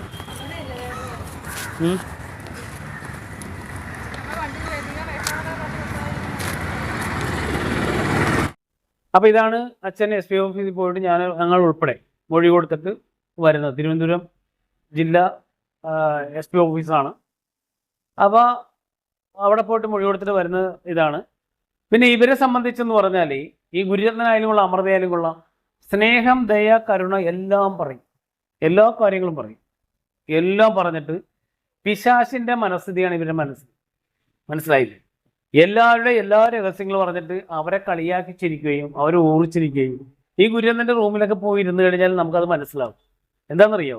അവൻ്റെ റൂമിൽ പോയിരിക്കുമ്പോൾ ഓരോരുത്തരും വന്ന് ഓരോ വിഷമം പറയുമ്പോൾ ആണോ ഭയങ്കര നമുക്ക് തോന്നുന്നു ഇപ്പോൾ അവൻ അലിഞ്ഞ് എല്ലാം ആവും. പക്ഷേ ഇവർ പോയി കഴിയുമ്പോഴേ വന്നേക്കണ് എൻ്റെ അടുത്ത് നാറികേട്, നാണയില്ലാത്തവർ എന്നൊക്കെ പറഞ്ഞ് അവരെ ഇൻസൾട്ട് ചെയ്ത് സംസാരിക്കും. മനസ്സിലായി? അപ്പം നമ്മൾ വിചാരിക്കുന്നു, ഞാനൊക്കെ വിചാരിച്ചിട്ടുണ്ട്, ഇവൻ നമ്മളെ മുമ്പിലിരുത്തി ഇങ്ങനെയൊക്കെ പറഞ്ഞിട്ടും നമ്മൾ പോയി കഴിയുമ്പോഴും നമ്മളെക്കുറിച്ച് എന്തൊക്കെയാണ് പറയണമെന്ന് എന്ന് ഞാൻ ചിന്തിച്ചിട്ടുണ്ട് പല സമയത്ത്. മനസ്സിലായില്ലേ? അപ്പോൾ ഇവൻ്റെ ഷോർട്സും റീൽസൊക്കെ കാണണം, കുറേ പോസ്റ്റുകൾ കാണണം. ഞാനിവിടെ കാണിക്കാം. ഈ നമ്മുടെ ജഗദീഷ് ശ്രീകുമാർ ഒരു അച്ഛൻ്റെ മകൻ എന്ന് പറഞ്ഞ സിനിമയിൽ അഭിനയിച്ചല്ലോ. യഥാർത്ഥത്തിൽ ശ്രീനിവാസൻ ഇവിടെ അന്ന് ആ സിനിമ പിടിക്കുന്ന കാലയളവിൽ ഇവിടെ പഞ്ചകർമ്മത്തിന് വന്നിരുന്നു. അന്ന് ശ്രീനിവാസന് ഇവിടെ കഞ്ചാവ് ലേഹ്യം കൊടുത്തിട്ട് വൈറലായി കുറേ നാൾ കിടന്നായിരുന്നു. ഈ ജനസമ്മതസ്വാമി എന്നൊക്കെ പറയുന്ന അദ്ദേഹമൊക്കെ ആയിരുന്നു അന്ന് ശ്രീനിവാസനായിട്ട് അടുത്ത് ബന്ധപ്പെട്ട് നിർദ്ദേശിച്ചു. അന്ന് ഒരുപാട് മോശം ട്രീറ്റ്മെൻറ്റുകൾ അദ്ദേഹത്തിന് കിട്ടിയിട്ടുണ്ട്. മനസ്സിലായ? അത് ഇവിടെ നിന്ന് അദ്ദേഹം ഇതിൻ്റെ അരികിൽ കൂടി പോയിട്ട്, ഈ ഹോസ്പിറ്റലാണ് അദ്ദേഹം പിന്നെ ട്രീറ്റ്മെൻറ്റ് നടത്തിയത്, പക്ഷെ ആശ്രമത്തിൻ്റെ അരികിൽ കൂടി പോയിട്ട് അദ്ദേഹം ഗുരുരത്നെ കുറിച്ച് മനസ്സിലാക്കിയതാണ് ആ പറയുന്ന ആ ഒരു ജഗതിയുടെ റോളിലും ആശ്രമ സംവിധാനവും പുള്ളി എടുത്തിരിക്കുന്നത്. മനസ്സിലായില്ലേ? ശ്രീനിവാസനെ പോലത്തെ അതുല്യ ഒരു പ്രതിഭക്ക് അദ്ദേഹത്തിന് ഇതിന്റെ അയലത്ത് കൂടി പോയി അതിന്റെ കാറ്റ് കൊണ്ടപ്പോൾ തന്നെ ഇവിടുത്തെ പൾസും കാര്യങ്ങളും മനസ്സിലായ എന്നിട്ട് അദ്ദേഹം മനസ്സിലാക്കി എഴുതിയതാണ് അച്ഛൻ്റെ മകൻ്റെ ആ ജഗദീഷ് ശ്രീകുമാറിൻ്റെ ഹിമവൽ ഭദ്രാനന്ദ അങ്ങനെ എന്തോ ഒരു പേരിലുള്ള ഒരു സ്വാമീനെ കാണിക്കുന്നില്ലേ ജഗദീഷ് റോഡ് അത്. അപ്പൊ ഇദ്ദേഹം അതുപോലെയാണ്. ഭക്തി, കരുണ, ദയ, കാരുണ്യം എല്ലാം പറയും, സ്നേഹം, ഇതൊന്നും ഇയാളുടെ കയ്യിലില്ല. മനസ്സിലായില്ലേ? ഇയാളുടെ പോസ്റ്റുകളാണ് ഇത്. നിങ്ങൾ ഈ സൈഡിൽ നോക്കിക്കോ, നിങ്ങൾക്ക് ഇയാളുടെ പോസ്റ്റുകൾ കാണാം. ഒരു 3-4 പോസ്റ്റുകൾ ഞാൻ എടുത്ത് വെച്ചിട്ടുണ്ട്. മനസ്സിലായില്ലേ? സ്വിച്ച് ഇട്ടാൽ ലൈറ്റ് കത്തും, ലൈറ്റ് ഇട്ടാൽ സ്വിച്ച് കത്തുമോ, ഇതുപോലെയുള്ള കുറേ സംഭാഷണങ്ങൾ അതിലുണ്ട്. മനസ്സിലായ? ഏതില്? ആ സിനിമയിൽ. അപ്പൊ ആ സിനിമേനെ നമ്മൾക്ക് ശരിക്കും പറഞ്ഞാല് ഈ ഗുരുരത്നം എന്ന് പറഞ്ഞ അവന്റെ ചെറിയൊരു സിമ്പലാണ്. അതിനേക്കാൾ ഒരുപാട് വളരെ വലുതാണ് ഇയാളുടെ ഈ പറയുന്ന ഈ നാടകങ്ങളും എല്ലാം, ഇയാളുടെ ജീവിതം എല്ലാം.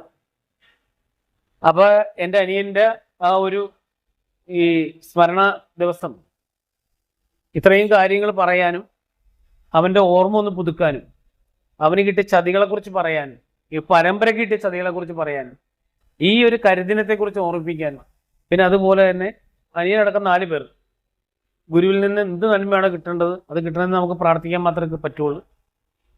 അവർക്ക് എല്ലാവിധ നന്മകളും അവരുടെ ജീവൻ ഉണ്ടാകട്ടെ എന്ന് പ്രാർത്ഥിച്ചുകൊണ്ട് സദ്വിശരണം.